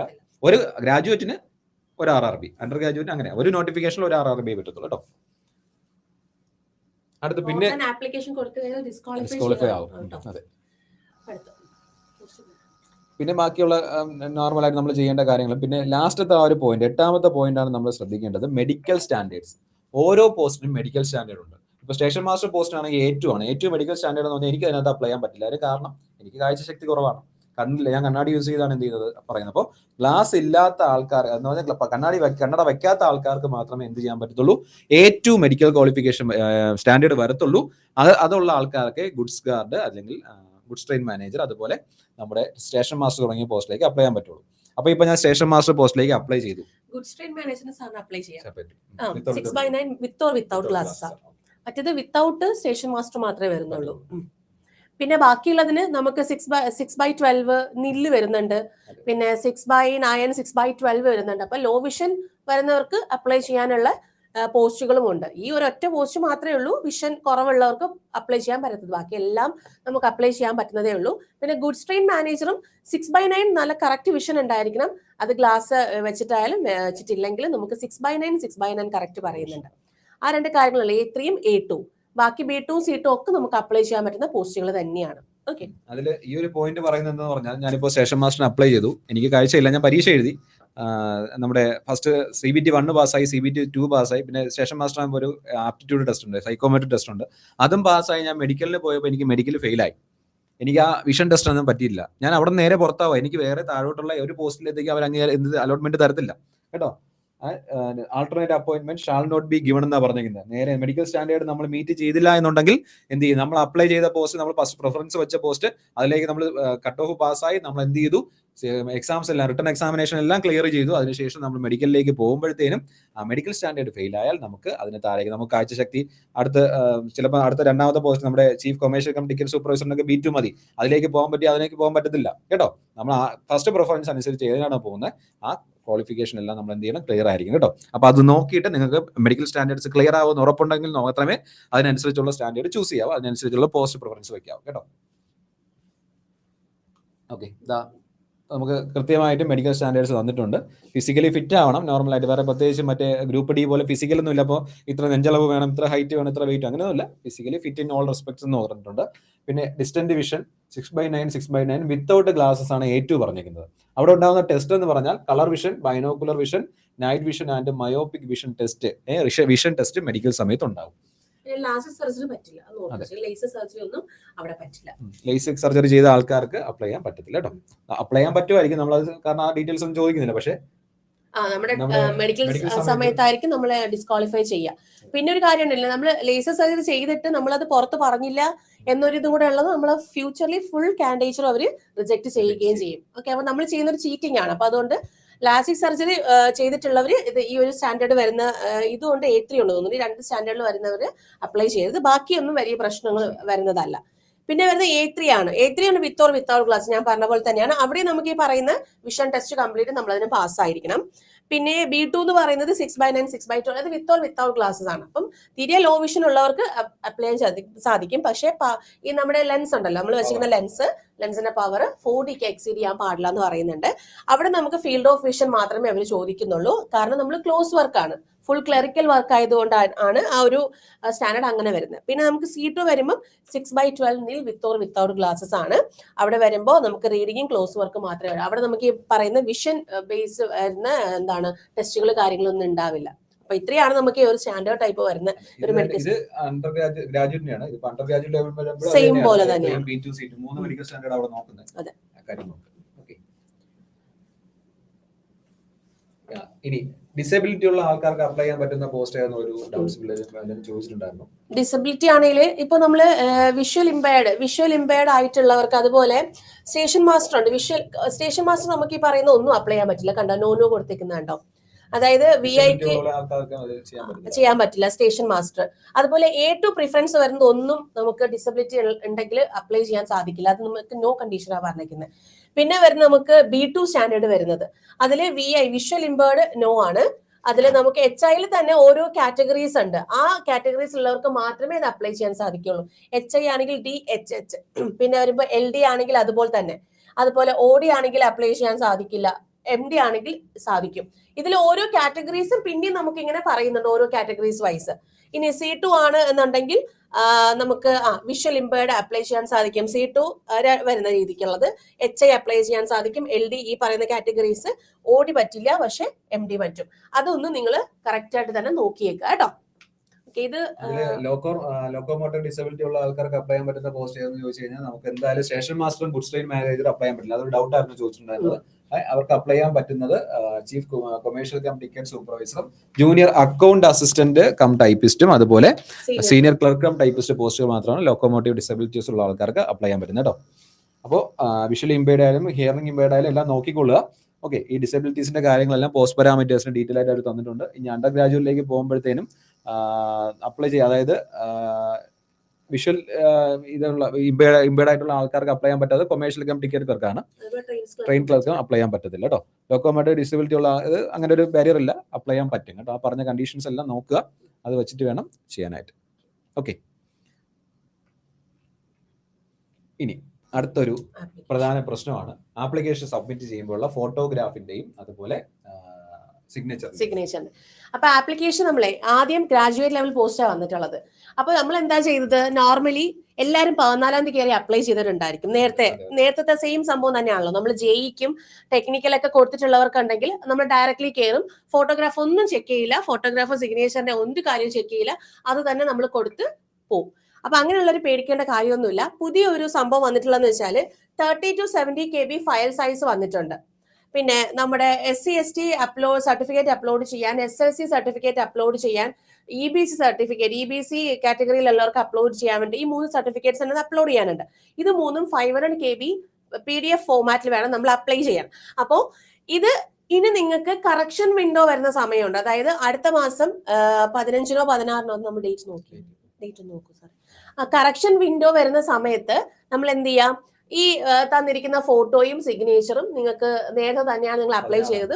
16/10 കറക്ഷൻ വിൻഡോ സ്റ്റാർട്ട് ചെയ്യുന്നത് കേട്ടോ. നമ്മുടെ ഏതാണ് ഗ്രാജുവേറ്റ് ലെവലിന് 16 തൊട്ട് 25 വരെയാണ് നമുക്ക് ആ ഒരു കറക്ഷൻ വിൻഡോ വരുന്നത്. ആ സമയത്ത് നിങ്ങൾ കയറി ഈ ഫോട്ടോഗ്രാഫിൻ്റെ മാറ്റാം. ഫോട്ടോഗ്രാഫ് ശ്രദ്ധിച്ചേക്കുക, JPG ഫോമാറ്റ് ആയിരിക്കണം. പിന്നെ നമ്മൾ ഒരു ലൈറ്റ് ബാക്ക്ഗ്രൗണ്ട് അല്ലെങ്കിൽ ഒരു വൈറ്റ് ബാക്ക്ഗ്രൗണ്ടിലായിരിക്കണം. നമ്മളൊരു സ്റ്റുഡിയോയിൽ പോയി തന്നെ എടുക്കണം എന്നുള്ള അത് അങ്ങനെ തന്നെ പറഞ്ഞിട്ടുണ്ട്. സ്റ്റുഡിയോയിൽ, പ്രൊഫഷണൽ സ്റ്റുഡിയോയിൽ പോയി തന്നെ എടുക്കുക. മൊബൈൽ അതെ അക്സെപ്റ്റ് ചെയ്യില്ല. അതുപോലെ മൊബൈൽ യൂസ് ചെയ്യുന്നതൊന്നും അവര് ചെയ്യത്തില്ല. ഷേപ്പിന്റെ ആ ഒരു റെക്ടാങ്കിളിന്റെ 50% ഏരിയ ഫേസ് കവർ ചെയ്തിരിക്കുന്നു. പിന്നെ ഫേസ് നീറ്റ് ആൻഡ് ക്ലിയർ ആയിരിക്കും. അതെ, അതുപോലെ തന്നെ നമുക്ക് ക്യാപ്പും സൺഗ്ലാസും ഒന്നും യൂസ് ചെയ്യാൻ പറ്റില്ല. മുടി ഫ്രണ്ടിൽ ഇട്ടിട്ട് ഫേസ് കവർ ചെയ്യുന്ന അത് ആ ഒരു ഫിഗർ അവര് എടുത്തു കളയും. അതുപോലെ തന്നെ നമുക്ക് വേറെ കണ്ണാടി വെക്കാതെ എടുക്കുന്നതായിരിക്കും ബെറ്റർ. കണ്ണാടി വെച്ചിട്ടാണ് നമ്മൾ ഫോട്ടോ എടുക്കുകയാണെന്നുണ്ടെങ്കിൽ അതിനകത്ത് ഗ്ലെയറിംഗ് ഒന്നും വരാൻ പാടില്ല എന്ന് പ്രത്യേകിച്ച് എടുത്ത് പറഞ്ഞിട്ടുണ്ട്. Glasses and the photograph should not have any glare or reflections on glasses and eye should be clearly visible എന്ന് പറഞ്ഞിട്ടുണ്ട് കേട്ടോ. ഐ കൃത്യമായിട്ട് വിസിബിൾ ആയിരിക്കണം. പിന്നെ മുടിയൊന്നും നമ്മുടെ ഫോർഹെഡിലേക്ക് ഒന്നും വകഞ്ഞു വയ്ക്കുന്ന രീതിക്ക് ആവരുത്. അതൊക്കെ പറഞ്ഞിട്ടുണ്ട് കേട്ടോ. ഓക്കെ, അപ്പൊ ഇത്രയാണ് നമുക്ക് ഫോട്ടോയ്ക്കകത്ത് വരുന്നത്. അപ്പൊ ഇനി ഇതിൽ എന്തെങ്കിലും മാറ്റം ഉണ്ടെങ്കിൽ നിങ്ങൾ കറക്ഷൻ വിൻഡോയിൽ കയറി മാറ്റിയാൽ മതി കേട്ടോ. അതുപോലെ സിഗ്നേച്ചറിന്റെ കാര്യം വരുമ്പോൾ സെയിം പോലെ തന്നെയാണ്. 30 KB to 70 KB ആണ്. ബ്ലോക്ക് ലെറ്റേഴ്സ് പാടില്ല, റണ്ണിംഗ് ലെറ്റേഴ്സ് ആയിരിക്കണം. ഡയമെൻഷനും കൂടെ നോക്കുക കേട്ടോ. 140-60 പിക്സൽസ് എന്നുള്ളത് മറ്റേ ഫോട്ടോയുടെ അതുപോലെ തന്നെയാണ്. ആ ഡയമെൻഷൻസ് ഒക്കെ നോക്കിയിട്ട് വേണം നിങ്ങൾ അത് സെറ്റ് ചെയ്യാനായിട്ട്. വൈറ്റ് പേപ്പറിൽ ബ്ലാക്കിംഗ് പെൻ വേണം യൂസ് ചെയ്യാൻ. JPG ഫോമാറ്റ് ആയിരിക്കണം. ഇത്രയാണ് സിഗ്നേച്ചറിനകത്ത് വരിക. പിന്നെ ഇതിനകത്ത് എന്ന് പറയുന്നത് നമ്മുടെ സിഗ്നേച്ചർ നമ്മൾ തന്നെ ഇടുക, വേറെ ആരെയും കൊണ്ട് ഇടിയിപ്പിക്കരുത്. പിന്നെ നമ്മള് DV സമയത്ത് മെഡിക്കലിന് അതുപോലെ CBTക്ക് പോകുമ്പോൾ നമ്മൾ ഒപ്പിട്ട് കൊടുക്കും. ആ ഒപ്പിടുന്ന സാധനം നമ്മൾ ഈ നമ്മുടെ ആപ്ലിക്കേഷൻ കൊടുത്ത അതേ ഒപ്പൻ ഇടണം, അല്ലെങ്കിൽ അത് റിജക്ട് ചെയ്യും. ഓക്കെ, പിന്നെ അതുപോലെ തന്നെ found that there is A mismatch of signature, candidate may be disqualify ചെയ്യും. കൂടാതെ ലീഗൽ പ്രോസിക്യൂഷൻ അവർ ഇനിഷ്യേറ്റ് ചെയ്യും. അതെ, അതുപോലെ നമ്മളെ ഡീബാർ ചെയ്യുകയും ചെയ്യും. എന്തിനാ ആ പരിപാടി? അപ്പൊ നമുക്ക് അറിയാവുന്ന നമ്മുടെ സിഗ്നേച്ചർ ഇട്ട് കൊടുക്കുക. അത് തന്നെ നമുക്കത് കിട്ടും. എപ്പോഴും നമ്മൾ ഇടുന്ന ഒരേപോലെ ആയിരിക്കും. ചിലപ്പോൾ ചിലർക്ക് അങ്ങനെ പ്രശ്നമുണ്ട്. അവര് യൂഷ്വലി ചെയ്തുകൊണ്ടിരിക്കുന്ന സിഗ്നേച്ചർ ആണെങ്കിലും ഈ ഫസ്റ്റ് ഒരു തവണ ഇടുന്ന പോലെ ആയിരിക്കില്ല അടുത്ത ചെറിയ വേരിയേഷൻ വരും. അപ്പൊ അത് ശ്രദ്ധിച്ചോണ്ട് ചെയ്യാൻ കേട്ടോ. അതെ, അപ്പൊ അതുകൊണ്ട് നിങ്ങൾ റണ്ണിംഗ് ലെറ്റേഴ്സ് തന്നെ യൂസ് ചെയ്യാൻ വേണ്ടി പറയുന്നവര് അത് വേണമെങ്കിൽ സിഗ്നേച്ചർ വേണമെങ്കിൽ 2-3 ദിവസം നിങ്ങൾ പ്രാക്ടീസ് ചെയ്തു. നമ്മുടെ മാത്സ് ഒക്കെ പ്രാക്ടീസ് ചെയ്യുമ്പോൾ ചുമ്മാ പ്രാക്ടീസ് ചെയ്തു കേട്ടോ. അത് ക്ലിയർ ആക്കിയാൽ മതി. കാരണം നമ്മുടെ ഭാഗത്തു നിന്ന് ഒരു വീഴ്ച കൊണ്ട് ഒരിക്കലും ഒരു നമ്മുടെ കാൻഡിഡേറ്റിലേക്ക് പോകുന്നവരിലേക്ക് വരരുത് കേട്ടോ. പിന്നെ 12 കോപ്പി എടുത്ത് അറ്റ്ലീസ്റ്റ് 12 കോപ്പിയാണ് ഫോട്ടോ എടുത്ത് വെക്കേണ്ടത്. ഫുൾ പ്രോസസ് കഴിയുമ്പോൾ നമ്മുടെ കയ്യിൽ ആ ഫോട്ടോഗ്രാഫ് തന്നെ വേണം. അതിന് ഓൾട്ടർനേറ്റീവ് ആയിട്ട് ഒരു കാര്യം അവർ പറയുന്നില്ല. അപ്പൊ അതുകൊണ്ട് ആ 12 കോപ്പി ഫോട്ടോസ് എടുത്ത് വെച്ചേക്കാം. അതില് പ്രത്യേകിച്ച് ഒരു കാര്യം കൂടെ പറയുന്നുണ്ട്. റീസെന്റ് ആയിട്ട് എടുത്ത ഫോട്ടോഗ്രാഫാണ്. എന്നിട്ട് അവർ എടുത്ത് പറയുന്നുണ്ട് ഇത് മാച്ച് ആവണം എന്നുള്ളത്. അത് നമ്മൾ നേരിട്ട് കാണുമ്പോൾ അത് നമ്മൾ എന്തായാലും വെരിഫിക്കേഷൻ ആകുമ്പോൾ നേരിട്ട് കാണാം. അപ്പൊ ഈ നേരിട്ട് കാണുമ്പോൾ ആ ഫോട്ടോ ആയിട്ട് മാച്ച് ആവണം. മാച്ച് ആവുന്ന അങ്ങനെ ചെറിയ ചെറിയ വ്യത്യാസങ്ങൾ ചിലപ്പോൾ വരാമല്ലോ. നമ്മൾ പഴയ ഫോട്ടോസും ഇപ്പൊ നിലവിൽ നിൽക്കുന്നത് തമ്മിൽ വേരിയേഷൻ വരാം. അപ്പൊ അങ്ങനെ ഉണ്ടാവരുതെന്നാണ് അവർ പറഞ്ഞത്. ഇനി സെലക്ഷൻ പ്രോസസ്സ് വരുമ്പോൾ നമുക്ക് CBT 1 ഉണ്ട്, CBT 2 ഉണ്ട്, പിന്നെ ടൈപ്പിംഗ് ടെസ്റ്റ് അല്ലെങ്കിൽ CBAT ഉണ്ട്, അത് കഴിഞ്ഞാൽ DV ഉണ്ട്, അത് കഴിഞ്ഞ് നമുക്ക് മെഡിക്കൽ എക്സാമിനേഷൻ. ഈ 5 പ്രോസസ്സാണ് ഇതിനകത്ത് ഏറ്റവും മെയിൻ ആയിട്ട് വരുന്നത്. ഇതിൽ ടൈപ്പിംഗ് സ്കില്ലും അതുപോലെ ആപ്റ്റ്യൂഡ് ടെസ്റ്റ് ഒന്നും ഇല്ലാത്ത പോസ്റ്റുകളും ഉണ്ട്. അവർക്കാണെങ്കിൽ 4 പ്രോസസ്സോട് കൂടി കംപ്ലീറ്റ് ആകുന്നതായിരിക്കും. അപ്പൊ ഇത്രയും കാര്യങ്ങളാണ് ഈ പറയുന്ന സെലക്ഷൻ പ്രോസസ്സിനകത്ത് വരുന്നത്. എക്സാം പാറ്റേൺ എടുത്ത് നോക്കുകയാണെന്നുണ്ടെങ്കിൽ നമ്മുടെ CBT 1 എക്സാം പാറ്റേൺ നമുക്ക് പഠിക്കേണ്ട കാര്യങ്ങളാണ് നോക്കുക. NTPC ഒരു അഡ്വാൻറ്റേജ് എന്ന് പറഞ്ഞാൽ കുറച്ച് കാര്യങ്ങൾ പഠിച്ചാൽ മതി. കുറച്ച് കാര്യങ്ങൾ 3 സബ്ജക്ട് പഠിക്കുക. 3 സബ്ജക്ട് എന്ന് പറയുമ്പോൾ ഒരു GK, ഒരു മാത്സ്, ഒരു റീസണിങ്. GK 40 മാർക്കാണ്, മാത്സ് 30 മാർക്കാണ്, റീസണിങ് 30 മാർക്കാണ്. മൊത്തത്തിൽ 100 ക്വസ്റ്റ്യൻ, 90 മിനിറ്റാണ് നമുക്ക് സമയം വരുന്നത്. മാത്സും റീസണിങ് ഒക്കെ സിമ്പിളാണ്, നമ്മുടെ കയ്യിൽ ഒതുങ്ങുന്ന കാര്യങ്ങൾ തന്നെയാണ്. നമ്മൾ 10ാം ക്ലാസ് ലെവൽ വരെ എന്ത് പഠിച്ചോ ആ കാര്യങ്ങളാണ് നമുക്ക് വേണ്ടത്. ഓക്കെ. പക്ഷെ നമുക്ക് അല്പം സമയം എടുത്ത് നമുക്ക് കൂടുതൽ സ്പെൻഡ് ചെയ്യേണ്ടി വരുന്നത് GK ആയിരിക്കും. കാരണം കറണ്ട് അഫയേഴ്സ് ലെവലിലുള്ള കാര്യങ്ങളാണ് റെയിൽവേ സിലബസിൽ വ്യക്തമായിട്ട് പറഞ്ഞിട്ടുണ്ട്. സയൻസ് ലെവലിലായാലും നമ്മുടെ നാഷണൽ പൊളിറ്റിക്സ് ലെവലിലായാലും ഇന്റർനാഷണൽ പൊളിറ്റിക്സ് ലെവലിലായാലും അതുപോലെ science and technology, arts and culture, അങ്ങനെ കറണ്ട് അഫയേഴ്സ് ലെവലിൽ ചോദ്യം കിട്ടാൻ സാധ്യതയുള്ള മേഖലകൾ നോക്കിക്കൊള്ള. ഞാൻ കഴിഞ്ഞ പ്രീവിയസ് ക്വസ്റ്റ്യൻ ചെയ്ത സമയത്ത് നമ്മുടെ മേക്ക് ഇൻ ഇന്ത്യയുടെ ലോഗോയിൽ അത് മേക്ക് ചെയ്തിരിക്കുന്ന മെറ്റീരിയൽസ് എന്തൊക്കെയാണെന്നുള്ള രീതിക്കുള്ള ആ ടൈപ്പ് ക്വസ്റ്റ്യൻസ് ആണ് കേട്ടോ. അപ്പോൾ അങ്ങനെ നമുക്ക് മൊത്തത്തിൽ വാർത്താ പ്രാധാന്യമുള്ള ക്വസ്റ്റ്യൻസ്, അതുപോലെ എന്താ പറയുക, ഇതിലേക്ക് പ്രാധാന്യമുള്ള ടോപ്പിക്സിൽ നിന്നായിരിക്കും ക്വസ്റ്റ്യൻസ് വരുന്നത്. അപ്പോൾ അതുകൊണ്ട് നമുക്കൊരു ഈ കാർഡടച്ച് പഠിക്കാനൊന്നും പറ്റില്ല, വൈഡ് ടോപ്പിക്കാണ്. അപ്പോൾ എന്ത് ചെയ്യാം, നമുക്ക് ചെയ്യാൻ പറ്റുന്നതെന്ന് പറഞ്ഞാൽ പ്രീവിയസ് ക്വസ്റ്റ്യൻ വെച്ച് വർക്കൗട്ട് ചെയ്യാം. പിന്നെ 5 വർഷം കഴിഞ്ഞിട്ടാണ് എക്സാം വരുന്നത്. എന്തായാലും ഇതിന് മുന്നേ ALPയുടെ എക്സാം നടക്കും, ടെക്നീഷ്യന്റെ എക്സാം നടക്കും, JEയുടെ എക്സാം നടക്കും, പാരാമെഡിക്കൽ നടക്കും, RPF നടക്കും. അപ്പോൾ പുതിയ പാറ്റേൺ എങ്ങനെയാണ് റെയിൽവേ വരുന്നത് എന്നുള്ളത് നമുക്ക് ഐഡന്റിഫൈ ചെയ്യാൻ പറ്റും കേട്ടോ. അതുകൊണ്ട് അതിന്റെ കാര്യത്തിലൊന്നും ടെൻഷൻ ഇല്ല, നിങ്ങൾ ഇരുന്ന് പഠിച്ചാൽ മതി കേട്ടോ. നമുക്ക് സമയമുണ്ട്, 6 മാസം, ഏകദേശം 2025 ആകുമ്പോഴൊക്കെ ആയിരിക്കും നമുക്ക് എക്സാം വരുന്നത്. ഇനി CBT 2 വരുമ്പോൾ ചെറിയ വ്യത്യാസം, പഠിക്കേണ്ട കാര്യങ്ങളിൽ വ്യത്യാസമില്ല, ക്വസ്റ്റ്യൻ നമ്പറിൽ കുറച്ച് വ്യത്യാസമുണ്ട്. 50 GK വരും, 35 വരും, റീസണിങ്ങും മാത്സും വരും കേട്ടോ. 120 ക്വസ്റ്റ്യൻ, 90 മാർക്കിന്. ഓക്കെ. അപ്പൊ നമുക്ക് എത്രയായിരിക്കും ഒരു ടാർജറ്റ് അവരോട് പറയാൻ പറ്റുക? നമുക്ക് CBT 1 ഒരു ഔട്ട് ഓഫ് 100 നമുക്ക് എത്ര, ഒരു 85 എബോവ് മാർക്ക് സ്കോർ ചെയ്യാൻ വേണ്ടി ശ്രമിക്കും. അതെ, നോക്കുകയാണെങ്കിൽ 75 കാരണം ഹയസ്റ്റ് കട്ട് ഓഫ് നോക്കുക. നമ്മൾ കട്ട് ഓഫിന്റെ വീഡിയോ ഡീറ്റെയിൽ ആയിട്ട് അടുത്ത ദിവസം ചെയ്യുന്നുണ്ട് മിസ്. അപ്പോൾ നമുക്ക് അതിൽ കൂടുതൽ ഡീറ്റെയിൽ ആയിട്ട് പറയാം. അപ്പോൾ നമ്മൾ ശ്രദ്ധിക്കേണ്ടത് എന്താണ്, എല്ലാ സോണും നോക്കുക. ഹയസ്റ്റ് കട്ട് ഓഫ് എത്രയാണോ വന്നെങ്കിൽ അതിന് മുകളിലേക്ക് സ്കോർ ചെയ്യാൻ നിങ്ങൾ ശ്രമിക്കുക. ഏകദേശം 75-80 ആണ് ഒരു എല്ലായിടത്തും. അതിന് ബിറ്റ്വീൻ ആയിട്ടാണ് നമുക്ക് മിക്കയിടത്തും കഴിഞ്ഞ പ്രീവിയസ് കട്ട് ഓഫ് വന്നിരിക്കുന്നത് കേട്ടോ. അപ്പോൾ ഒരു 75 എബോ അല്ലെങ്കിൽ 80 എബോ സ്കോർ ചെയ്യാൻ വേണ്ടി നിങ്ങൾ ശ്രദ്ധിക്കുക. മിനിമം വേണ്ട, നമുക്ക് മാക്സിമം മതി. മാക്സിമം 80 എബോ സ്കോർ ചെയ്യാൻ വേണ്ടി ശ്രദ്ധിക്കുക. മാർക്ക് കിട്ടും. CBT 1 60 മാർക്ക് കിട്ടും. ഇവിടെ നിങ്ങൾക്ക് ഒരു 25 മാർക്ക് സ്കോർ ചെയ്യാൻ പറ്റില്ലേ? ഇവിടെ കുറച്ച് കുറഞ്ഞാലും ഇവിടെ കൂട്ടിയേക്കാം. അങ്ങനെ ഒരു പ്ലാൻ ഉണ്ടായിരിക്കണം, നിങ്ങൾക്ക് വ്യക്തമായ ഒരു പ്ലാൻ ഉണ്ടായിരിക്കണം. ഒന്നില് കുറഞ്ഞാലും അടുത്തത് എനിക്ക് നേടാൻ പറ്റും എന്നുള്ളൊരു വ്യക്തമായ പ്ലാനോട് കൂടി. ഇവിടെ CBT 2 നോക്കിക്കേ, 70 മാർക്ക് ഉണ്ട്. ആ 70 മാർക്കിൽ ഒരു 5 മാർക്ക് അല്ലെങ്കിൽ ഒരു 10 മാർക്ക് പോയിരിക്കും. പ്രത്യേകിച്ച് ഒന്നും ഒരു വൈഡ് ആയിട്ട് കിടന്നുള്ള പഠനം വേണ്ട, പറഞ്ഞ കാര്യത്തിൽ അതേ ടൈപ്പ് ക്വസ്റ്റ്യൻസ് നോക്കിയാൽ മതിയല്ലോ. അപ്പോൾ നിങ്ങൾ കറക്റ്റ് ഒരു പ്ലാനിങ്ങോട് കൂടി തന്നെ നമ്മുടെ എക്സാം പ്രിപ്പയർ ചെയ്യാം. നമുക്ക് ജോലിയാണ്, നമ്മുടെ ലൈഫാണ്. അപ്പൊ അതുകൊണ്ട് നമ്മളൊരു കറക്റ്റ് ഒരു പ്രിപ്പറേഷൻ തന്നെ നമ്മൾ കൊണ്ടുപോയി കഴിഞ്ഞാൽ നല്ലൊരു പ്ലാനോട് കൂടി തന്നെ പ്രിപ്പയർ ചെയ്താൽ മതി കേട്ടോ. ഇനി CBAT എന്ന് പറയുന്നത് നമ്മുടെ സ്റ്റേഷൻ മാസ്റ്റർ പോസ്റ്റിന് മാത്രമേ CBAT പരീക്ഷ വരുന്നുള്ളൂ. അതില് സെക്കൻഡ് CBT കഴിഞ്ഞിട്ട് അടുത്ത് വരുന്ന ഒരു ലെവലാണ് CBAT എന്ന് പറയുന്നത്. അതിനകത്ത് ഏകദേശം ഒരു 6 സെറ്റോട് കൂടിയാണ് ആ പരീക്ഷ വരുന്നത്. നമുക്ക് നേരത്തെ പറഞ്ഞത് സൈക്കോമെട്രിക് ടെസ്റ്റ് ആയിട്ടാണ് നമുക്ക് നേരത്തെ അറിഞ്ഞിട്ടുണ്ടായിരുന്നത്. അപ്പം അതിൽ നിന്നൊരു 6 ലെവൽ എക്സാംസ് ആണ്. അത് സത്യം പറഞ്ഞാൽ ഒരു സൈക്കോ എക്സാം തന്നെയാണ്. അതുകൊണ്ടാണ് അതിന് ആ പേര് വന്നിട്ടുള്ളത്. ക്വസ്റ്റ്യൻസ് നമ്മൾ നോക്കുമ്പോൾ തന്നെ ഒരു സീരീസ് ഓഫ് നമ്പേഴ്സ് നിങ്ങൾക്ക് തന്നിട്ടുണ്ടാവും. 1 2 1 1 2 3 5 7 8 9 എന്ന് പറഞ്ഞിട്ട് അതിനകത്ത് ഇങ്ങനെ കുറെ നമ്പേഴ്സ് നമ്മളോട് പറയുന്നത് ആ കൂട്ടത്തിൽ ഓഡ് നമ്പേഴ്സിന്റെ മാത്രം സം കണ്ടുപിടിക്കുക. അല്ലാന്നുണ്ടെങ്കിൽ നിങ്ങളോട് ചോദിക്കുകയാണ്, ഇപ്പോൾ ഞാൻ സിമ്പിൾ ആയിട്ട് ഒരു എക്സാമ്പിൾ പറഞ്ഞാൽ, കാവ്യ മിസ്സിനെ കാണാൻ ഇപ്പോൾ സുന്ദരിയാണോ എന്നൊരു ചോദ്യം വന്നു കഴിഞ്ഞാൽ എനിക്ക് എന്താണോ തോന്നുന്നത്, എനിക്ക് കള്ളത്തരം പറയാൻ പാടില്ല, അവിടെ പൊങ്ങച്ചം പറയാൻ പാടില്ല. എന്റെ മനസ്സിൽ അപ്പോൾ എന്താണോ തോന്നുന്നത്, ആ തോട്ട് പ്രോസസ്സിൽ എന്താണോ തോന്നുന്നത്, അത് ഞാൻ എക്സാമ്പിൾ പറഞ്ഞാണ് കേട്ടോ. അങ്ങനെ അല്ലെന്നല്ല, ഞാൻ ഇതായിട്ട് പറഞ്ഞതാണ്. അങ്ങനെ സുന്ദരിയാണെന്ന ചോദ്യമല്ല. നമ്മുടെ ഫ്രണ്ട്സിനെ ചിലപ്പോൾ ഒരു പ്രീവിയസ് ക്വസ്റ്റ്യൻ പറയുകയാണെങ്കിൽ നമ്മുടെ ഫ്രണ്ട്സിനെ നമ്മൾ എത്രത്തോളം ട്രസ്റ്റ് ചെയ്യുന്നു, ഏറ്റവും നിയറസ്റ്റ് ആയിട്ടുള്ള ഫ്രണ്ട്സ് നമ്മൾ എത്രത്തോളം ട്രസ്റ്റ് ചെയ്യുന്നു. അപ്പോൾ ആ ടൈപ്പിലുള്ള ചോദ്യങ്ങളൊക്കെ ആയിരിക്കും നമുക്ക് കിട്ടുന്നത്. അത് നമ്മുടെ ഇന്റലിജൻസ് ചെക്ക് ചെയ്യാനുള്ള ചോദ്യങ്ങളാണ്. പിന്നെ ഒരു സ്റ്റേഷനകത്ത്, ഒരു സ്ക്വയറിനകത്ത് ഇങ്ങനെ ഓരോ സ്റ്റേഷൻ മാർക്ക് ചെയ്തിട്ട് ഏറ്റവും ഈസി ആയിട്ട് ഓരോ സ്റ്റേഷനിൽ നിന്ന് ഇപ്പുറത്ത് വരെ എത്താനുള്ള ആ രീതിക്കുള്ള നമ്മുടെ നോളജ്, എന്താ പറയാ, ഇന്റലിജൻസ്, അതുപോലെ നമ്മുടെ വിഷന്റെയും നമ്മൾ ഇത് കണ്ടെത്താനുള്ള ആ ഒരു എന്താ പറയാ ടൈമിന്റെ, ചിന്തയുടെയൊക്കെ കാര്യങ്ങളായിരിക്കും സൈക്കോമെട്രിക്കകത്ത് ടെസ്റ്റ് ചെയ്യുന്നത് കേട്ടോ. അത് ആ ടൈം അത് വളരെ ഭയങ്കര ക്രൂഷ്യലാണ്. ആ ടൈമിനുള്ളിൽ വെച്ച് നമ്മൾ ചെയ്തിരുന്നത്. അതുകൊണ്ട് അത് സൈക്കോ തന്നെയാണ്. അപ്പൊ അതുകൊണ്ട് നെഗറ്റീവ് മാർക്കിംഗ് ഒന്നുമില്ല. എല്ലാം അറ്റൻഡ് ചെയ്യണം. പക്ഷെ നമുക്ക് നെഗറ്റീവ് മാർക്സ് അങ്ങനത്തെ ഒന്നുമില്ല. പക്ഷെ ഈ ടൈമിൽ നമ്മൾ എത്തിച്ചേരണം എന്നുണ്ടെങ്കിൽ നമ്മൾ ഈ CBT 1 പഠിക്കില്ലേ, അപ്പൊ തന്നെ ഈ സൈക്കോയും നമ്മൾ ചെയ്ത് പഠിക്കുക. നമ്മൾ ഓൾറെഡി ഒരു സൈക്കോ ആവും അത് പഠിച്ചു വരുമ്പോഴത്തേക്കും. അത് മാത്രമല്ല CBT 2-ന്റെ 70% സൈക്കോമെട്രിയുടെ 30% ചേർത്തിട്ടാണ് അടുത്ത മെഡിക്കലിലേക്ക് നമ്മൾ ചാടിക്കുന്നത്. അപ്പോ CBT 2-ൽ അല്പം കുറഞ്ഞ വില ഇവിടെ കവർ ചെയ്യാൻ പറ്റുമെങ്കിൽ അത് പോവാം, അല്ലെങ്കിൽ ഇവിടെ കുറഞ്ഞ വില അപ്പുറത്ത് കവർ ചെയ്യണം. അങ്ങനെ ഒരു ബാലൻസ് ചെയ്ത് വേണം നമ്മൾ എന്ത് ചെയ്യാനായിട്ട് അത് ചെയ്യാനായിട്ട്. അപ്പൊ നിങ്ങൾ CBT 2 കഴിഞ്ഞ് ഇനി CBT എക്സാമിന്റെ ഇത് വന്നിട്ടേ ഞാനത് പഠിക്കൂ എന്ന് പറഞ്ഞിട്ട് നമുക്കത് ചെയ്യാൻ പറ്റില്ല. അതുകൊണ്ട് നിങ്ങൾ എന്ത് ചെയ്യുക, ആദ്യം CBT 1 പഠിക്കുന്ന സമയത്ത് തന്നെ നിങ്ങൾക്ക് ക്വസ്റ്റ്യൻസ് കളക്ട് ചെയ്യാൻ പറ്റുന്നുണ്ടെങ്കിൽ ആ ക്വസ്റ്റ്യൻസ് കളക്ട് ചെയ്ത് നിങ്ങൾ പ്രാക്ടീസ് സ്റ്റാർട്ട് ചെയ്തോളൂ. സ്വന്തമായിട്ട് ക്വസ്റ്റ്യൻ ഇട്ട് ചെയ്യാവുന്നതേ ഉള്ളൂ. ഗൂഗിളിൽ ചുമ്മാ കയറി ടൈപ്പ് ചെയ്താൽ മതി. അപ്പൊ നമുക്ക് ക്വസ്റ്റ്യൻസ് കിട്ടും. അത് നിങ്ങളൊന്ന് ഒന്ന് പ്രാക്ടീസ് ചെയ്ത് പോവാ. ടൈമിനുള്ളിൽ വെച്ച് തന്നെ ചെയ്യാൻ പറ്റുന്നുണ്ടോ എന്ന് നോക്കിയാൽ മതി കേട്ടോ. അപ്പൊ ഇത്രയാണ് ഇതിനകത്ത് നമ്മുടെ ഇതിനകത്ത് വരുന്നത്. CBAT സ്കിൽ ടെസ്റ്റ് ഒന്നുമില്ല. ഈ ഒരൊറ്റ ഇത് മാത്രമേ സ്കിൽ ടെസ്റ്റിനകത്ത് വരുന്നുള്ളൂ അല്ലേ? 30 വേർഡ് പെർ മിനിറ്റ്. അത് പേഴ്സണൽ കമ്പ്യൂട്ടർ യൂസ് ചെയ്ത് നമ്മൾ ടൈപ്പ് ചെയ്യണം. അതും വലിയ ബാലികറ മലയൊന്നുമല്ല. ഈ പറഞ്ഞ പോലെ നമ്മൾ പ്രാക്ടീസ് ചെയ്യട്ടോ. ഇപ്പൊ തന്നെ നിങ്ങൾ പ്രാക്ടീസ് തുടങ്ങിയാൽ മതി. ഒത്തിരി യൂട്ടിലിറ്റി സോഫ്റ്റ്വെയർ നമ്മുടെ ഓൺലൈൻ ആയിട്ടുള്ള അവൈലബിൾ ആണ്. സോഫ്റ്റ്വെയർ ആയിട്ട് നമുക്ക് ഡൗൺലോഡ് ചെയ്യാൻ പറ്റും.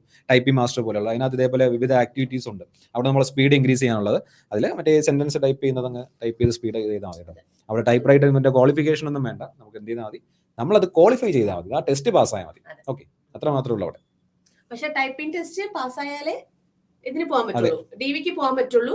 പക്ഷെ ടൈപ്പിംഗ് ടെസ്റ്റ് മെറിറ്റിൽ എടുക്കത്തില്ല. അത് വേറെ കാര്യം. CBT 2-ന്റെ മെറിറ്റ് ആണ് വരുന്നത്. പക്ഷെ അടുത്ത ഇതിലേക്ക് പോകണമെന്നുണ്ടെങ്കിൽ നമ്മൾ ഇത് ക്വാളിഫൈ ആവണം. ടൈപ്പിംഗ് ടെസ്റ്റ് പാസ്സാവണം. ഇനി എക്സാമിനേഷൻ, ഇനി സിലബസ് ആണ്. സിലബസ് ഇപ്പൊ മാത്സിന്റെ വരുമ്പോഴത്തേക്ക് number system, decimals, fractions, LCM, HCF, ratio and proportion, percentage, mensuration, time and work, time and distance, simple and compound interest, profit and loss, elementary algebra, geometry and trigonometry, elementary statics. ഈ last 3 മാത്രമേ നമുക്ക് കുറച്ച് additional അല്ലെങ്കിൽ പുതിയതാണെന്ന് പറയാൻ പറ്റും. കാരണം ഇതെല്ലാം പക്ഷേ 10ാം ക്ലാസ് ലെവല, അധികമൊന്നും ചോദിക്കില്ല. ട്രിഗണോമെട്രി എന്ന് പറഞ്ഞാൽ ട്രിഗണോമെട്രി ഫംഗ്ഷൻസ് എന്നല്ല ചോദിക്കുന്നത്. ആ ബേസിക് സൈനും കോസും അതിന്റെ മറ്റേ ആംഗിൾസ് മെഷർ ചെയ്യുന്നതും പിന്നെ ഹൈറ്റ് ആൻഡ് ഡിസ്റ്റൻസും ഒക്കെയാണ് ചോദിക്കുന്നത്. അതിനകത്തേക്ക് വലിയ ചോദ്യങ്ങളൊന്നുമില്ല. എലിമെന്ററി സ്റ്റാറ്റിക്സ് എന്ന് പറഞ്ഞ സ്റ്റാറ്റിക്സിന്റെ മീൻ മീഡിയൻ മോഡ്, അതാ സംഭവം. പ്രീവിയസ് ക്വസ്റ്റൻ എടുത്ത് നോക്കി കഴിഞ്ഞാൽ അത് മാത്രമേ ഉള്ളൂ ചോദിച്ചിട്ടുള്ളൂ കേട്ടോ. അപ്പോൾ അത് വലിയ പാടൊന്നുമല്ല. ഈ ബാക്കിയുള്ള കാര്യങ്ങൾ പഠിക്കാനുള്ള സൂത്രപ്പണികളൊക്കെ പഠിച്ചു വെച്ച് കഴിഞ്ഞാൽ മാത്സിനകത്ത് നമുക്ക് മാക്സിമം ടൈം ലാഭിക്കാം. ആ ടൈം നമ്മൾ എന്ത് ചെയ്യണം, കൺസ്യൂം ചെയ്യണം. നമ്മൾ ചിന്തിക്കുന്നതായാലും ഒരു കാൽക്കുലേഷൻ ചെയ്യുന്നാലും ആ ടൈം നമ്മൾ യൂഷ്വലായിട്ട് പഠിക്കുന്ന കാര്യങ്ങൾ തന്നെയാണ്.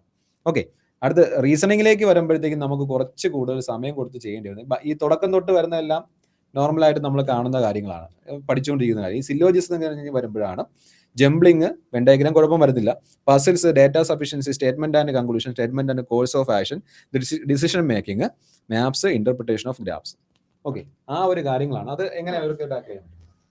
അത് നമ്മളിപ്പോ SSC ലെവൽ പഠിക്കുന്നില്ലേ, ആ സെയിം പോലെ തന്നെയാണ്. ഇതില് നമുക്ക് ഇപ്പൊ അനലോഗി, നമ്പർ സീരീസ് ഒക്കെ പ്രീവിയസ് ഇയർ PYQs കുറേ നിങ്ങൾ പ്രാക്ടീസ് ചെയ്ത് കഴിഞ്ഞാൽ അത് ഏകദേശം നമുക്ക് അതിനകത്ത് കിട്ടും. പിന്നെ നമ്മൾ കോൺസെപ്ഷ്യൽ വൈസ് പഠിക്കാൻ വേണ്ടി നോക്കുകയാണെങ്കിൽ കോഡിംഗ്, ഡീകോഡിംഗ് ഉണ്ട്. പിന്നെ നമുക്ക് നോക്കുകയാണെങ്കിൽ relationship, distance and direction, syllogism, map കൊണ്ട് ഉദ്ദേശിച്ചത് distance and direction, syllogism, Venn diagram, അതുപോലെയാണ് നമ്മുടെ കോൺസെപ്റ്റ് ബേസ് വരുന്നത്. പിന്നെ ഇന്റർപ്രിട്ടേഷൻ ഓഫ് ഗ്രാഫ് നമ്മുടെ DI ആണ്, ഡേറ്റ ഇന്റർപ്രിട്ടേഷൻ. പിന്നെ സ്റ്റേറ്റ്മെന്റ് കൺക്ലൂഷനും സ്റ്റേറ്റ്മെന്റ് കോഴ്സ് ഓഫ് ആക്ഷൻ, ഇതൊക്കെ പ്രീവിയസ് ഇയർ ക്വസ്റ്റൻസ് നോക്കുക. ഇതെല്ലാം ബേസ് ചെയ്തിട്ട് നമ്മുടെ ഇപ്പം റിലേറ്റഡ് ആയിട്ട് വരുന്ന ന്യൂസ് കാര്യങ്ങളാവാം, അങ്ങനെയുള്ള കുട്ടി കാര്യങ്ങൾ, അല്ല വലിയ കാര്യങ്ങൾ, അതല്ല കുട്ടി കാര്യങ്ങൾ മാത്രമേ. അതെ, അത് പ്രാക്ടീസ് ചെയ്താലേ പറ്റത്തുള്ളൂ. വെറുതെ പോയി നമ്മൾ ചെയ്യാന്ന് പറയാൻ ഇത്രയല്ലേ ഉള്ളൂ, വെറുതെ പോയി ചെയ്യാന്ന് പറഞ്ഞു കഴിഞ്ഞാൽ നടക്കത്തില്ല. നമ്മളത് പ്രാക്ടീസ് ചെയ്ത് ഇന്നത് വന്നു കഴിഞ്ഞാൽ ഇന്ന രീതിക്ക് അപ്രോച്ച് ചെയ്യണം എന്നുള്ളത് മനസ്സിലുണ്ടായിരിക്കണം. അപ്പൊ ഇത് ഈ പറയുന്ന 30-35 മാർക്ക് നമുക്കിത് സ്കോർ ചെയ്യാൻ പറ്റുന്നത് തന്നെയാണ് സത്യം പറഞ്ഞാൽ 2 ചാപ്റ്റേഴ്സും 2 സബ്ജക്റ്റും വരുന്നത്. പിന്നെ നമുക്ക് അവയർനെസ്സിൽ നമ്മുടെ നാഷണൽ ഇന്റർനാഷണൽ ലെവൽ ന്യൂസസ് വളരെ ഇമ്പോർട്ടന്റ് ആണ്. പിന്നെ games, sports, arts, culture, Indian literature, monuments, places of India, ഇതെല്ലാം നമ്മുടെ ജോഗ്രഫി, പിന്നെ ഹിസ്റ്ററി, പിന്നെ നമ്മുടെ കോൺസ്റ്റിറ്റ്യൂഷൻ, പിന്നെ വരുമ്പോഴത്തേക്കും അടുത്ത് വരുന്ന സയൻസ് ആൻഡ് ടെക്, അങ്ങനെ വരുന്ന നമ്മുടെ പൊതുവിലെ നമ്മൾ സെൻട്രൽ ഗവൺമെന്റ് എക്സാംസിന് പ്രിപ്പയർ ചെയ്യുന്ന കാര്യങ്ങളെല്ലാം. പിന്നെ നമ്മുടെ CA വിത്തിൻ ഒരു 1 ഇയർ അല്ലെങ്കിൽ ഒരു 8 months to 1 year വരുന്ന CA നന്നായിട്ട് നോക്കിയേക്കുക. അതിൽ ഇമ്പോർട്ടന്റ് ആണ് പറഞ്ഞിട്ടുള്ളത് നാഷണൽ ഇന്റർനാഷണൽ ലെവല്, പിന്നെ ഇന്ത്യയിൽ നിന്ന് അങ്ങോട്ട് പോയിട്ടുള്ളത്, അവിടെ നിന്ന് ഇങ്ങോട്ട് വന്നിട്ടുള്ളത്, അപ്പൊ ആ രാജ്യത്തിന്റെ കറൻസി, അങ്ങനത്തെ കാര്യങ്ങൾ. നമ്മുടെ കമ്പ്യൂട്ടർ, ബേസിക് കമ്പ്യൂട്ടർ ഉണ്ട്, പിന്നെ കോമൺ അബ്രിവിയേഷൻസ് ഉണ്ട്. അപ്പൊ അതേ രീതിക്കുള്ള നമുക്ക് പെട്ടെന്ന് പഠിച്ചു വെക്കാം. അധികം നമുക്ക് അതിനകത്തേക്ക് എന്ത് ചെയ്യണ്ട, നമുക്ക് ടെൻഷൻ അടിച്ച് പഠിക്കേണ്ട കാര്യമൊന്നുമല്ല കേട്ടോ. അതുപോലെ transport system in India, Indian economy, famous personalities of India, ഇതൊക്കെ സ്റ്റാറ്റിക് നമുക്ക് സിമ്പിൾ ആയിട്ട് പഠിക്കാന്നുള്ള കാര്യം. അപ്പൊ അങ്ങനെയുള്ള കുറച്ച് കാര്യങ്ങളാണ് നമുക്ക് ഇതിനകത്ത് ഏറ്റവും മെയിൻ ആയിട്ട്. CBT 1-നായാലും CBT 2-നായാലും സെയിം സിലബസ്, ക്വസ്റ്റ്യൻ എണ്ണത്തിലുള്ള വ്യത്യാസം മാത്രമേ ഇവിടെ വരുന്നുള്ളൂ കേട്ടോ. ഓക്കെ, ഇനി നമുക്ക് നോക്കേണ്ടത് നമ്മൾ കുറച്ച് ക്വസ്റ്റ്യൻസ് നോട്ട് ചെയ്ത് വെച്ചിട്ടുണ്ട് മേഡം. അപ്പൊ ഞാൻ ക്വസ്റ്റ്യൻ വായിക്കാം. അതായത് നമ്മുടെ വിവിധ യൂട്യൂബ് ചാനലിൽ നമ്മുടെ വീഡിയോസ് അല്ലെ, നമ്മുടെ വീഡിയോസിന്റെ കമന്റ് ആയിട്ട് വന്നത്, അതുപോലെ ഇവിടെ നമുക്ക് കോൾ ആയിട്ട് മെസ്സേജ് ഒക്കെ ആയിട്ട് വന്നതാണ്. ഒന്നാമത് നമ്മൾ ഓൾറെഡി ഡിസ്കസ് ചെയ്തതാണ്, 2 എക്സാം ഉണ്ടാവുമോ? ഉണ്ടാവും. അത് ഗ്രാജുവേറ്റ് അപ്ലൈ ചെയ്തവർക്ക് അണ്ടർ ഗ്രാജുവേറ്റ് അപ്ലൈ ചെയ്യാൻ കഴിയുമോ ഇല്ല എന്നുള്ളതാണ് ആൾക്കാർ ഓൾറെഡി നമ്മൾ ഡിസ്കസ് ചെയ്തതാണ്. അത് ബാംഗ്ലൂർ സെലക്ട് ചെയ്താൽ കേരളത്തിൽ കിട്ടുമോ? എക്സാം സെന്ററിന്റെ കാര്യം അത് കിട്ടും, പൊതുവെ വരാം. 2019 കേസാണെങ്കിൽ വരാം. ട്രിവാൻഡ്രം കിട്ടിയവർക്ക് ചെന്നൈയിലും ബാംഗ്ലൂരും ഒക്കെ പോയി എക്സാം എഴുതേണ്ടി വന്ന സാഹചര്യങ്ങൾ ഉണ്ടായിട്ടുണ്ട്. റെയിൽവേ പറയുന്നത് പറഞ്ഞാൽ നമ്മുടെ ഹോം RRB അല്ലെങ്കിൽ നമ്മുടെ ഹോം റീജിയനിൽ ആയിരിക്കും നമുക്ക് എക്സാം എഴുതാൻ പറ്റുക എന്നുള്ളതാണ്. കുറെ ആൾക്കാരുടെ കാര്യത്തിൽ കഴിഞ്ഞ വർഷത്തെ അത് ഓക്കെ ആയിട്ടുണ്ട്. പക്ഷെ ബാക്കിയുള്ള ഒരു എക്സാമ്പിൾ ആണ് നമ്മുടെ മുന്നിൽ നിൽക്കുന്നത്. അതെ, ഞാൻ ട്രിവാൻഡ്രം അപ്ലൈ ചെയ്തിട്ട് എനിക്ക് ചെന്നൈയിൽ പോയിട്ടാണ്, അതുപോലെ തിരുനെൽവേലിയിലേക്കായിരുന്നു എന്റെ പരീക്ഷ വന്നിരുന്നത്. അപ്പം നമുക്ക് അത് കഴിഞ്ഞതാണ്. ഇപ്പൊ ഇങ്ങനെയാന്ന് നമുക്ക് പറയാൻ പറ്റില്ല, കഴിഞ്ഞത് അങ്ങനെ ആയിരുന്നു. ഇപ്പൊ അവര് വ്യക്തമായിട്ട് പറയുന്നുണ്ട് നമ്മൾ ഏത് RRB ആണ് അപ്ലൈ ചെയ്തത് അതേ റീജിയനിൽ തന്നെ നമുക്ക് എക്സാം സെന്റർ കിട്ടും എന്നുള്ളത്.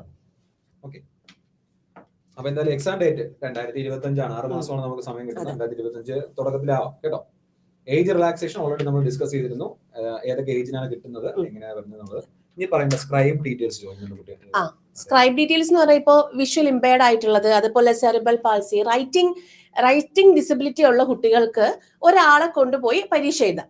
അപ്പോ അതിന് ഡീറ്റെയിൽസ് എന്ന് പറയുന്നത്, ആ സ്ക്രൈബിന് ഇപ്പൊ നമ്മൾ ചൂസ് ചെയ്യുന്ന സ്ക്രൈബിന് അന്ന് വേറൊരു സ്ക്രൈബായിട്ട് പോകാൻ പറ്റില്ല, വേറെ ഒരാൾക്ക് സ്ക്രൈബ് ഇതായിട്ട് പോകാൻ പറ്റില്ല.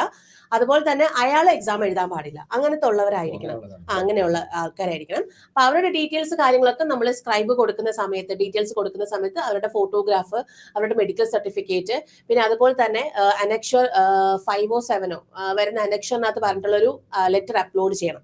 ഇത്രയും കാര്യങ്ങളാണ് സ്ക്രൈബ് ഡീറ്റെയിൽസിനകത്ത് വരുന്നത്. അപ്പം റൈറ്റിംഗ് പ്രശ്നമുള്ള കുട്ടികൾക്കാണ് സ്ക്രൈബ് യൂസ് ചെയ്തിട്ട് നമുക്ക് ചെയ്യാൻ പറ്റുന്നത്. ഓക്കെ, അടുത്ത ക്വസ്റ്റ്യൻ ഒരു RRBയിലേക്ക് മാത്രമേ അപ്ലൈ ആവുക. നമ്മൾ ഓൾറെഡി ഡിസ്കസ് ചെയ്താണ്. ഗ്രാജുവേറ്റിന് ഒരു RRB, അണ്ടർ ഗ്രാജുവേറ്റിന് ഒരു RRB, അങ്ങനെ നോക്കാം കേട്ടോ. മൾട്ടിപ്പിൾ പോസ്റ്റ് അപ്ലൈ ആവുമോ? ചെയ്യാലോ, കുഴപ്പമില്ല. പിന്നെ EWS OBSC പ്രത്യേക ഫോം ഉണ്ടോ? ഫോം നമ്മുടെ നോട്ടിഫിക്കേഷൻ അതുള്ളതല്ലേ, അത് തന്നെ ചെയ്യാലോ. EWS പിന്നെ EBC EWS economically weaker section ആണ്. മറ്റേന്ന് പറയുമ്പോൾ ഇക്കണോമിക്കലി ബാക്ക്വേർഡ് ക്ലാസ് ആണ് വരുന്നത്. അപ്പോ ഇക്കണോമിക്കലി വീക്കർ സെക്ഷൻ എന്ന് പറയുമ്പോൾ നമുക്ക് ഫീ കൺസെഷൻ ഉണ്ടാവില്ല. നമ്മൾ UR EWS സെയിം ഫീസ് അല്ലേ, പക്ഷെ ജോബ് റിസർവേഷൻ ഉണ്ട്. പക്ഷെ EBCക്ക് ഫീ കൺസെഷൻ ഉണ്ട്, പക്ഷെ അവർക്ക് ജോബ് റിസർവേഷൻ ഇല്ല. ഇതാണ് അതിന്റെ മെയിൻ ആയിട്ടുള്ള കാര്യം. പിന്നെ EBC എന്ന് പറയുമ്പോൾ BPL കാർഡ് ഹോൾഡേഴ്സ് ആവാം, ഇല്ലെങ്കിൽ 50,000 താഴെ ആനുവൽ ഇൻകം ഉള്ളവർക്ക് അപ്ലൈ ചെയ്ത് കിട്ടും. EWS എന്ന് പറയുമ്പോൾ കുറച്ചധികം ക്രൈറ്റീരിയ വരും. 8 ലക്ഷത്തിന് താഴെ മാത്രമേ ആനുവൽ ഇൻകം, വസ്തുവിന്റെ, വീടിന്റെ, അങ്ങനെ EWSന്റെ ഒരു ഡീറ്റെയിൽഡ് വീഡിയോ തന്നെ ഞാൻ ഇന്നലെ ചെയ്തിട്ടുണ്ട്. നിങ്ങൾക്ക് അത് കാണാവുന്നതാണ് കേട്ടോ. ഇതാണ് അതിന്റെ ഒരു ഡിഫറൻസ് വരുമ്പോൾ. പിന്നെ EWS സർട്ടിഫിക്കറ്റ് അതുപോലെ OBC സർട്ടിഫിക്കറ്റ് ഒക്കെ കൊടുക്കണമല്ലോ. ഇത് നമുക്ക് നാഷണൽ ലെവലല്ലേ ഇതിൽ വേണ്ടത്? സ്റ്റേറ്റ് ലെവൽ അംഗീകരിക്കില്ല. നമുക്ക് തഹസിൽദാറിന് മേലോട്ടുള്ള റാങ്ക് ഉള്ള ആൾക്കാർക്ക് മാത്രമേ നമുക്ക് എന്ത് ചെയ്യത്തുള്ളൂ, അംഗീകരിക്കത്തുള്ളൂ. ഡിസബിലിറ്റി ഉള്ള ആൾക്കാർക്ക് പരിഗണന ഉണ്ടോ? ഡിസബിലിറ്റിയുടെ ഡീറ്റെയിൽസ് നമ്മൾ കണ്ടതാണ് കേട്ടോ. ഡിസബിലിറ്റി ഉള്ള ആൾക്കാർക്ക് പരിഗണന ഉണ്ട്. അപ്പൊ ഈ വീഡിയോ പകുതി വെച്ച് ഇപ്പൊ ഈ പോർഷൻ മാത്രമാണ് കാണണമെങ്കിൽ നിങ്ങൾ കുറച്ച് മുന്നോട്ട് നോക്കിയാൽ മതി. ഡിസബിലിറ്റി ഉള്ള ആൾക്കാർക്ക് അത് കാണാൻ പറ്റും. അപ്ലൈ ചെയ്യുന്ന സോണിലായിരിക്കും എക്സാം സെന്റർ, നമ്മൾ ഓൾറെഡി ഡിസ്കസ് ചെയ്തതാണ്. ഈ ഡോക്യുമെന്റ്സ് എപ്പോഴാണ് വേണ്ടതെന്ന് ഇപ്പോൾ തന്നെ വേണം. കാരണം നമുക്ക് ആപ്ലിക്കേഷൻ കൊടുക്കുന്ന സമയത്ത് സർട്ടിഫിക്കറ്റ് നമ്പറും അതുപോലെ ഇഷ്യൂ ഡേറ്റും അതോറിറ്റിയും ഒക്കെ നമ്മൾ എൻ്റർ ചെയ്യേണ്ടതുണ്ട്. പക്ഷെ ഒന്നും അപ്ലോഡ് ചെയ്യേണ്ട കാര്യമില്ല. ആകെ എനിക്ക് തോന്നുന്നു EBC അപ്ലോഡ് ചെയ്യണം, SC/ST സർട്ടിഫിക്കറ്റ് അപ്ലോഡ് ചെയ്യണം. ഈ 2 കാര്യങ്ങൾ മാത്രമേ ഉള്ളൂ. ബാക്കി എല്ലാത്തിന്റെയും സർട്ടിഫിക്കറ്റ് നമ്പറും ഇഷ്യൂവും ഡേറ്റ് ഒക്കെ ആവശ്യമുണ്ട്. അപ്പം ഇപ്പൊ തന്നെ നിങ്ങളത് ചെയ്തോ. 10 to 15 days പ്രോസസ് എടുക്കുന്നുണ്ട്. അതുകൊണ്ട് നിങ്ങളത് വാലിഡിറ്റിയുടെ കാര്യം കൂടി നിങ്ങൾ ചെക്ക് ചെയ്തേക്കുക. ഓൾറെഡി RPF-ന് അപ്ലൈ ചെയ്ത ആൾക്കാരുണ്ടെങ്കിൽ ഈ ഒരു EWS ഒക്കെ ആണെങ്കിൽ ഈ ഒരു ഫിനാൻഷ്യൽ ഇയറിലാണ് അത് കാൽക്കുലേറ്റ് ചെയ്യുന്നത്. 2024 ഏപ്രിൽ തൊട്ട് 2025 വാലിഡിറ്റി വ്യത്യാസം ഉണ്ടെങ്കിൽ അത് മാറ്റി അപ്ലോഡ് ചെയ്യും. അത് OBC ആയാലും നമ്മുടെ SC/ST ആയാലും അതുപോലെ തന്നെയാണ്. വാലിഡിറ്റി ചെക്ക് ചെയ്യുക. വാലിഡിറ്റി ഇല്ല എന്നുണ്ടെങ്കിൽ നമ്മൾ ഈ പറയുന്ന ഈ ആപ്ലിക്കേഷൻ പീരീഡിൽ വാലിഡിറ്റി ഇല്ല എന്നുണ്ടെങ്കിൽ അത് ഒന്നും കൂടെ അപ്ലൈ ചെയ്ത് പുതിയത് വാങ്ങി അത് റീ അപ്ലോഡ് ചെയ്യാൻ ഡീറ്റെയിൽസ് ഉണ്ട് കേട്ടോ. അടുത്തത് മലയാളത്തിൽ എഴുതാൻ പറ്റും, പ്രധാനപ്പെട്ട ഒരു കാര്യമാണ്. മലയാളത്തിൽ എഴുതാൻ പറ്റും, നമുക്ക് എക്സാം ലാംഗ്വേജ് ചൂസ് ചെയ്യാൻ പറ്റും, റീജിയണൽ ലാംഗ്വേജ് പിന്നെ മലയാളത്തിൽ എഴുതാൻ പറ്റും. മലയാളത്തിൽ എന്തെങ്കിലും പ്രശ്നമുണ്ടോ? പ്രശ്നം എന്ന് വെച്ചാല് ചിലപ്പോൾ ഗൂഗിൾ ട്രാൻസ്ലേറ്റ് ചെയ്ത് വരുമ്പോൾ മലയാളത്തിൽ എന്തെങ്കിലും ഒരു പ്രശ്നം ഉണ്ടെന്ന് വിചാരിച്ചോ, നമ്മൾ നോക്കുമ്പോൾ ക്വസ്റ്റ്യൻ എന്തോ പ്രശ്നമുണ്ട്, നമുക്ക് കിട്ടുന്നില്ല. അപ്പൊ നമ്മൾ എന്ത് ചെയ്യും, സ്വാഭാവികമായിട്ട് ഇംഗ്ലീഷ് ശ്രദ്ധിക്കത്തില്ല, നമ്മൾ അടുത്ത ക്വസ്റ്റ്യനിൽ അവരത് ക്യാൻസൽ ആക്കുമെന്ന് വിചാരിച്ച് പോകും. പക്ഷേ RRBയുടെ സെൻട്രൽ ഗവൺമെന്റിന്റെ ഒരു പ്രത്യേകതയാണ്, അവർ മലയാളത്തിൽ എന്തെങ്കിലും ഒരു പ്രശ്നം അല്ലെങ്കിൽ അതിൽ റൈറ്റിംഗിൽ എന്തെങ്കിലും പ്രശ്നം ഉണ്ടെങ്കിൽ അവർ അതല്ല കണക്കാക്കുന്നത്, ഇംഗ്ലീഷ് ക്വസ്റ്റ്യൻ ആണ് കണക്കാക്കുന്നത്. ഈവൻ PSC പോലും അങ്ങനെയാണ് എടുക്കുന്നത്. ഈ ഡിഗ്രി പ്രിലിംസിന് കഴിഞ്ഞ ഒരു പ്രശ്നം ഉണ്ടായിരുന്നല്ലോ, ക്വസ്റ്റ്യനെല്ലാം കണ്ടു കാണും, റെഡ് ചുവപ്പല്ലേ. പറയേണ്ടത് അത് ആ ഒരു കാര്യം വെച്ച് നോക്കിയാൽ അതിൽ അവരും ആ ക്വസ്റ്റ്യൻ പേപ്പറിനകത്ത് അതിന്റെ ആ ഇൻസ്ട്രക്ഷനകത്ത് വ്യക്തമായിട്ട് പറയുന്നുണ്ട് മലയാളം ക്വസ്റ്റ്യനിൽ അല്ലെങ്കിൽ 3 ലാംഗ്വേജ് അല്ലെങ്കിൽ കന്നഡ മലയാളം അതിൽ എന്തെങ്കിലും പ്രശ്നം വരികയാണെന്നുണ്ടെങ്കിൽ ഇംഗ്ലീഷുള്ള ക്വസ്റ്റ്യൻ ആയിരിക്കും ഫൈനലൈസ് ചെയ്യാൻ വേണ്ടി എടുക്കുകയാണ് കേട്ടോ. അപ്പൊ അത് നോക്കിയിട്ട് വേണം നിങ്ങൾ പഠിക്കുമ്പോൾ മലയാളം മാത്രമായിട്ട് പഠിക്കരുത്, ഇംഗ്ലീഷും കൂടെ ചേർത്താണ് നിങ്ങൾ പഠിക്കുക. മാത്രം നിങ്ങൾ ജസ്റ്റ് ഒന്ന് മനസ്സിലാക്കാൻ മലയാളം യൂസ് ചെയ്യുക. അല്ലെങ്കിൽ പഠിക്കുമ്പോൾ എന്തായാലും ഇംഗ്ലീഷ് തന്നെയാണ് ബെറ്റർ, പ്രത്യേകിച്ച് സെൻട്രൽ ലെവൽ എക്സാംസിന്. കാരണം ക്യാൻസലേഷൻ ഭയങ്കര കുറവാണ്. ഇതേ പ്രശ്നം ഗ്രൂപ്പ് ഡി എക്സാമിന് ഉണ്ടായിട്ടുണ്ട്. ലാസ്റ്റ് നടന്ന ഗ്രൂപ്പ് ഡി എക്സാമിന് ഇതേ പ്രശ്നം ഉണ്ടായിട്ടുണ്ട് കേട്ടോ. ഈ ട്രാൻസ്ലേഷന്റെ പ്രശ്നം പറയുന്നുണ്ടായിരുന്നു. ഓക്കെ, അപ്പൊ അതൊന്ന് നോക്കിക്കോളൂ. ഡിഗ്രി പ്രൊഫഷണൽ സർട്ടിഫിക്കറ്റ് വെച്ച് അപ്ലൈ ചെയ്യാൻ കഴിയുമ്പോൾ ഓൾറെഡി നമ്മൾ പറഞ്ഞതാണ്. ഫൈനൽ ഇയർ സ്റ്റുഡൻസിന് അപ്ലൈ ചെയ്യാൻ കഴിയുമ്പോൾ കഴിയില്ല എന്നുള്ളത് നമ്മൾ പറഞ്ഞു. പാരാമെഡിക്കൽ അപ്ലൈ ചെയ്തവർക്ക് ഇത് അപ്ലൈ ചെയ്യാൻ പറ്റും, അതും പറഞ്ഞായിരുന്നു. പാരാമെഡിക്കൽ ആയാലും അതിന് മുന്നോട്ട് വന്ന നോട്ടിഫിക്കേഷൻ അപ്ലൈ ചെയ്ത ആൾക്കാരൊക്കെ അവിടെ ശ്രദ്ധിക്കേണ്ട ഈ സർട്ടിഫിക്കറ്റിന്റെ വാലിഡിറ്റി ഒന്ന് ശ്രദ്ധിച്ചിരിക്കുക. ഓക്കെ, പ്രിഫറൻസ് മാറ്റാൻ പറ്റും, പോസ്റ്റ് പ്രിഫറൻസ് മാറ്റാൻ പറ്റും എന്നാണ് ഉദ്ദേശിച്ചത്. പ്രിഫറൻസ് മാറ്റാൻ പറ്റും. അത് നമ്മുടെ ഇതിനല്ലേ പ്രിഫറൻസ് വയ്ക്കുക എന്ന് പറഞ്ഞാല് നമ്മൾ ഓൾറെഡി സബ്മിറ്റ് ചെയ്താൽ നമുക്ക് മാറ്റാൻ പറ്റുമെന്നാണ്. വിൻഡോ കറക്ഷൻ സമയത്ത് നിങ്ങൾക്ക് വേണമെങ്കിൽ കയറി മാറ്റാം. RRB മാറ്റാൻ പറ്റില്ല, ക്രിയേറ്റ് ആൻ അക്കൗണ്ട് മാറ്റാൻ പറ്റില്ല. A3 മെഡിക്കൽ സ്റ്റാൻഡേർഡ് ഉള്ളവർക്ക് B2 പോസ്റ്റ് അപ്ലൈ ചെയ്യാൻ പറ്റുമെന്നാണ് ചോദിച്ചത്. കാരണം A3 ഹയർ ആണ്, B2 അതിന് താഴെ വരത്തുള്ളൂ കേട്ടോ. ഡിപ്ലോമ ഇൻ ഇലക്ട്രിക്കൽ അപേക്ഷിക്കാം, അണ്ടർ ഗ്രാജുവേറ്റ് ലെവൽ അപ്ലൈ ചെയ്യാൻ പറ്റും കേട്ടോ. അത് +2 പാസ്സായിട്ടുണ്ടെങ്കിൽ മാത്രം. +2 പാസ്സായിട്ടാണ് നിങ്ങൾ ഡിപ്ലോമയിലേക്ക് പോയിട്ടുണ്ടെങ്കിൽ ഓക്കെ. SSLC കഴിഞ്ഞിട്ട് ഡിപ്ലോമയിലേക്ക് പോകുന്ന ആൾക്കാർക്ക് അപേക്ഷിക്കാൻ പറ്റില്ല. നിങ്ങൾക്ക് ടെക്നിക്കൽ ക്വാളിഫിക്കേഷൻ ALP ടെക്നീഷ്യൻ പോലുള്ള പോസ്റ്റിലേക്ക് അപേക്ഷിക്കാം കേട്ടോ. ഇനി ഗ്രൂപ്പ് ഡി വരുന്നുണ്ട്, അതിലേക്ക് അപേക്ഷിക്കാൻ പറ്റും. ഡിസ്റ്റൻസ് ഡിഗ്രി ഉള്ളവർക്ക് അപേക്ഷിക്കാൻ പറ്റും. നമ്മൾ പറഞ്ഞതാണ്, അത് അംഗീകാരം ഉള്ളതായിരിക്കണം. ആ ഒരു കാര്യം നോക്കാം കേട്ടോ. വേക്കൻസി കൂടും, അത് നമ്മൾ ഓൾറെഡി ഡിസ്കസ് ചെയ്തതാണ്. EWS എങ്ങനെ അപ്ലൈ ചെയ്യും? തഹസിൽദാറിനാണ് അപ്ലൈ കൊടുക്കേണ്ടത്, താലൂക്ക് ഓഫീസിലാണ് നിങ്ങൾ അപ്ലൈ ചെയ്യുന്നത് കേട്ടോ. വില്ലേജ് ഓഫീസിൽ പോയിട്ട് വില്ലേജ് ഓഫീസറിന് കൊടുക്കുക, അവരാണ് താലൂക്കിലേക്ക് ഹെഡ് ചെയ്യുന്നത്. അപ്പം താലൂക്കിലേക്ക് പോയിട്ടാണ് പിന്നെ നമുക്ക് സർട്ടിഫിക്കറ്റ് വരുന്നത്. ഈ റേഷൻ കാർഡിന്റെ ഒരു കുട്ടികൾ ചോദിക്കുന്നുണ്ടായിരുന്നു. അതായത് എന്തായാലും നമ്മൾ നേരത്തെ എടുത്ത് കണ്ടായിരുന്നല്ലോ, വൈഫിന്റെ റേഷൻ കാർഡിനകത്ത്, അതായത് ഹസ്ബൻഡ് കല്യാണം കഴിഞ്ഞ ആളാണ്, ഹസ്ബൻഡിന്റെ റേഷൻ കാർഡിനകത്തില്ല, പക്ഷെ ഫാമിലി കുട്ടിയുടെ ഫാമിലിയുടെ നിങ്ങൾ ഏത് റേഷൻ കാർഡ് ഹോൾഡർ ആണോ ആ റേഷൻ കാർഡ് സബ്മിറ്റ് ചെയ്യുക. അപ്പോൾ ആ റേഷൻ കാർഡിന്റെ പരിധിക്ക് വരുന്ന പ്രോപ്പർട്ടി, അതായത് ആ റേഷൻ കാർഡിൽ ആരൊക്കെയുണ്ടോ, അച്ഛൻ അമ്മ, അവരുടെ പ്രോപ്പർട്ടി, അവരുടെ ഇൻകം ഒക്കെ ആയിരിക്കും നോക്കുന്നത്. ഇനി ഫാമിലി എന്ന് പറയുമ്പോൾ നമ്മുടെ ഹസ്ബൻഡ് ഇൻകമും കൂടെ നോക്കും. പ്രോപ്പർട്ടി വൈസ് റേഷൻ കാർഡിലുണ്ട്, അത് പ്രോപ്പർട്ടി എന്ന് പറയുന്നതും ഹസ്ബൻഡിന്റെ പ്രോപ്പർട്ടി വരുന്നതാണ്. പക്ഷെ റേഷൻ കാർഡ് ബേസിലാണ് നോക്കുന്നത്. പക്ഷെ ഇൻകം ബേസ് വരുമ്പോൾ ഹസ്ബൻഡിന്റെ ഇൻകം വരും. ഓക്കെ, പിന്നെ അച്ഛൻ അമ്മ അവർക്ക് ഇൻകം ഉണ്ടെങ്കിൽ അതും അവരെടുക്കുന്നതായിരിക്കും. ഇത്രയാണ് അലവൻസ് വരുന്നത്. അടുത്ത ക്വസ്റ്റ്യൻ, മാത്സ് ഡിഫിക്കൽട്ട് ആണോ? മാത്സ് ഡിഫിക്കൽട്ട് അല്ല, മാത്സ് ഡിഫിക്കൽട്ട് അല്ല, നമുക്ക് ഈസിയായിട്ട് പഠിച്ചെടുക്കാൻ പറ്റുന്ന മാത്സ് തന്നെ കേട്ടോ. ഇനി SC സർട്ടിഫിക്കറ്റ് എപ്പോൾ വേണം? അപ്ലൈ ചെയ്യുന്ന സമയം തൊട്ട് നമുക്ക് എല്ലാ സർട്ടിഫിക്കറ്റും, SC വന്നല്ല, നമ്മൾ എന്തൊക്കെ സർട്ടിഫിക്കറ്റ് കൊടുക്കുന്നു ഡോക്യുമെന്റ്സ് എല്ലാം നമുക്ക് അപ്ലിക്കേഷൻ രജിസ്റ്റർ ചെയ്യുന്ന സമയം തൊട്ട് വേണം. രണ്ടാമത്തെ പറഞ്ഞാൽ എല്ലാ വർഷവും നോട്ടിഫിക്കേഷൻ വരുമോ? 5 വർഷം വന്നില്ല, ഇതിപ്പോ വീണ്ടും വന്നിരിക്കുകയാണ്. പ്രത്യേകത എന്ന് പറഞ്ഞാൽ ആനുവൽ ആയിട്ട് ഒരു കലണ്ടർ ഉണ്ട്. സാധാരണ ഗവൺമെന്റ് പറഞ്ഞെന്ന് പറഞ്ഞാൽ എല്ലാ വർഷവും കേന്ദ്ര തലത്തിലുള്ള എന്താ പറയാ നോട്ടിഫിക്കേഷൻസിന് പരീക്ഷകൾക്ക് നോട്ടിഫിക്കേഷൻ വിളിച്ച് ആൾക്കാരെ എടുക്കുമെന്നാണ് പറയുന്നത്. SSC ഓക്കെ, അത് വർഷാവർഷം വരുന്നുണ്ട്. റെയിൽവേ നമുക്ക് അറിയത്തില്ല, ഇനിയിപ്പോ കണ്ടറിയാം. എന്തായാലും ആനുവൽ കലണ്ടർ വന്നു. ഞാൻ അടുത്ത വർഷം ഇതിന്റെ പ്രോസസ് എത്രത്തോളം നീണ്ടു പോകുന്നുള്ള നോക്കുമ്പോൾ അറിയാം കേട്ടോ. കാരണം ALP ആണ് ആദ്യം വന്നത്, അതിന്റെ എക്സാം അടുത്ത മാസമാണ് നടക്കാനിരിക്കുന്നത്. അതിനനുസരിച്ചുള്ള ഇത് വരും. അപ്പോ നമുക്ക് നോക്കാം, കാരണം ഒരു ഗ്യാപ്പ് അറിയത്തില്ല എത്രയാണെന്നുള്ളത്. അപ്പൊ എല്ലാ വർഷം വരുമെന്ന് തന്നെ നമുക്ക് പ്രതീക്ഷയും വരികയാണെങ്കിൽ നല്ലത് അല്ലേ. വേക്കൻസീസ് ജോലി സാധ്യത നമുക്കുണ്ടാവും. ഇനി SC/ST കൂടെ അറ്റാച്ച് ചെയ്യും സർട്ടിഫിക്കറ്റ് എന്തെങ്കിലും നമ്മൾ അറ്റാച്ച് ചെയ്യേണ്ടതുണ്ടോ ഇതിനകത്ത്? SC/ST അറ്റാച്ച് ചെയ്യേണ്ടി വരും. പിന്നെ EBC ഇത് രണ്ടുമാണ്. പിന്നെ waiver of examination fee, waiver അത് കുറച്ച് മൈനോറിറ്റി കമ്മ്യൂണിറ്റീസ് അല്ല, മുസ്ലിം അതുപോലെ കുറച്ചധികം റിസർവേഷൻ വരുന്ന കുറച്ച് കമ്മ്യൂണിറ്റീസ് ഉണ്ട്. അവർക്ക് ഫീസ്, അതായത് ആപ്ലിക്കേഷൻ ഫീസ് ഫീമെയിൽസിന് ഫീസ് അടയ്ക്കണം 250 രൂപ. അതുപോലെ നമുക്കിപ്പോ മുസ്ലിം കാറ്റഗറിയിൽ വരുന്നത്, അതുപോലെ പാഴ്സി കാറ്റഗറി, അങ്ങനെ വരുന്ന കുറച്ച് കാറ്റഗറീസിൽ വരുന്നവർക്ക് ആപ്ലിക്കേഷൻ ഫീസ് ഇല്ല. അതാണ് ഈ വെയ്വറിന്. അതിന് നമുക്ക് നമ്മുടെ നോട്ടിഫിക്കേഷന് പിറകിൽ ഒരു ഇതുണ്ട്, വെയ്വർ ഫോം ഉണ്ട്. അത് ഫില്ല് ചെയ്ത് കൊടുത്താൽ മതി. ഫില്ല് ചെയ്ത് സർട്ടിഫിക്കറ്റ് ചെയ്ത് കഴിഞ്ഞാൽ നമുക്ക് ഈ ഫീ റിഡക്ഷൻ കിട്ടും. ഓക്കെ, 500 രൂപ ഫീസ് അടയ്ക്കണമെന്ന് ഇപ്പൊ ജനറലിന്റെ കാര്യം പറഞ്ഞിട്ടുണ്ടെങ്കിലും 400 രൂപ നമുക്ക് തിരിച്ചു കിട്ടും. 250 രൂപ റിസോർട്ട് കാറ്റഗറി അയക്കുന്ന 250 രൂപ അവർക്ക് തിരിച്ചു കിട്ടും കേട്ടോ. അപ്പൊ അതൊന്ന് നോക്കിയാൽ മതി. ഒത്തിരി ഫീസ് ഒന്നുമില്ല, 100 രൂപ തന്നെയാണ് നമ്മൾ ആക്ച്വലി എഫക്റ്റീവ് ആക്കുന്നത്. പരീക്ഷ എഴുതിപ്പിക്കാൻ വേണ്ടി റെയിൽവേ ചെയ്യുന്ന ഒരു മാർഗമാണ്. പരീക്ഷ എഴുതുന്നവർക്ക് ഈ റീഫണ്ട് ഉള്ളൂ എന്നുള്ള കാര്യം കൂടെ ഓർത്തേക്കും. നോൺ ക്രീമി ലെയർ സർട്ടിഫിക്കറ്റ് ആണോ? അതെ. ഒബിസിയുടെ NCL സർട്ടിഫിക്കറ്റ് ആണ് വരുന്നത്. CL ആണെങ്കിൽ അത് നേരെ UR-ലോട്ടായിരിക്കും പോവുക. പിന്നെ പറയുന്നത്, പിന്നെ നമുക്ക് സർട്ടിഫിക്കറ്റ് റിസർവേഷൻ വന്ന EWS ഉണ്ട്, പിന്നെ SC/ST ഉണ്ട്. ഇത്രയാണ് നമുക്ക് റിസർവേഷൻ അണ്ടറിൽ വരുന്ന സർട്ടിഫിക്കറ്റ് കാര്യം. ഓക്കെ, അപ്പോ ഇത്രയാണല്ലോ. എന്തെങ്കിലും ഡൗട്ട് ഉണ്ടോ? ഇത് ആപ്ലിക്കേഷൻ റിലേറ്റ് ചെയ്ത് അപ്ലൈ ചെയ്യുന്ന കാര്യം പറഞ്ഞു. അപ്പൊ ഇനിയിപ്പോ അപ്ലൈ ചെയ്തതിന് ശേഷം എന്താ ചെയ്യേണ്ടതെന്നുള്ള കാര്യം പറഞ്ഞു. ഒരു കാര്യം ഇമ്പോസിബിൾ അല്ല കേട്ടോ. അപ്പോൾ അപ്ലൈ ചെയ്തതിന് ശേഷം നിങ്ങൾക്ക് പഠിക്കാനായിട്ടുള്ള കാര്യങ്ങൾ ഞങ്ങൾ ഇവിടുന്ന് പ്രൊവൈഡ് ചെയ്യുന്നുണ്ട്. അപ്ലൈ ചെയ്തതിന് ശേഷം മിക്ക ആൾക്കാരും നമ്മുടെ കയ്യിൽ ചോദിച്ചിട്ടുണ്ട്, നല്ല ഗൈഡ് ഏതാണ്, നല്ല ക്ലാസ് ഏതാണ്. അപ്പോൾ ഒന്നാമത്തെ ഒരു കാര്യം എന്ന് പറഞ്ഞാൽ, ഓൾ ഇന്ത്യ ലെവലിൽ റെയിൽവേ ആയിക്കോട്ടെ, SSC ആയിക്കോട്ടെ, ബാങ്ക് ആയിക്കോട്ടെ, ഓൾ ഇന്ത്യ ലെവലിൽ ഏറ്റവും കൂടുതൽ സ്റ്റുഡൻസിനെ ജോലിയിലേക്ക് എത്തിക്കുന്ന ഒരു സ്ഥാപനം, ഒരു ഇൻസ്റ്റിറ്റ്യൂഷനാണ് ADA 247. ഓക്കെ, ഇപ്പോൾ ADA 247 മലയാളം എന്ന് പറഞ്ഞാൽ അതിൻ്റെ കേരളത്തിൻ്റെ റീജിയണൽ ഓഫീസാണ്, ഓപ്പറേറ്റീവ് വിങ് ആണ്. അതുപോലെ 21ഓളം സ്റ്റേറ്റുകളിൽ ADA 247 ഉണ്ട്. ഓക്കെ, അപ്പോൾ സെൻട്രൽ ലെവലിൽ പ്രിപ്പയർ ചെയ്യുന്ന കണ്ടന്റും അതേ പാറ്റേണിലുള്ള സ്റ്റഡി പ്ലാൻ യൂസ് ചെയ്യുന്ന ക്ലാസ്സുകളുമാണ് നിങ്ങൾക്ക് എന്ത് ചെയ്യുന്നത്, പ്രൊവൈഡ് ചെയ്യുന്നത് കേട്ടോ. അപ്പോൾ ഒന്നാമത്തെ ബാച്ച് ഓൾറെഡി നമ്മൾ സ്റ്റാർട്ട് ചെയ്ത് കഴിഞ്ഞു. ഇതിപ്പോൾ രണ്ടാമത്തെ ബാച്ചാണ് ഒക്ടോബർ 1 സ്റ്റാർട്ട് ചെയ്യാനിരിക്കുന്നത് കേട്ടോ.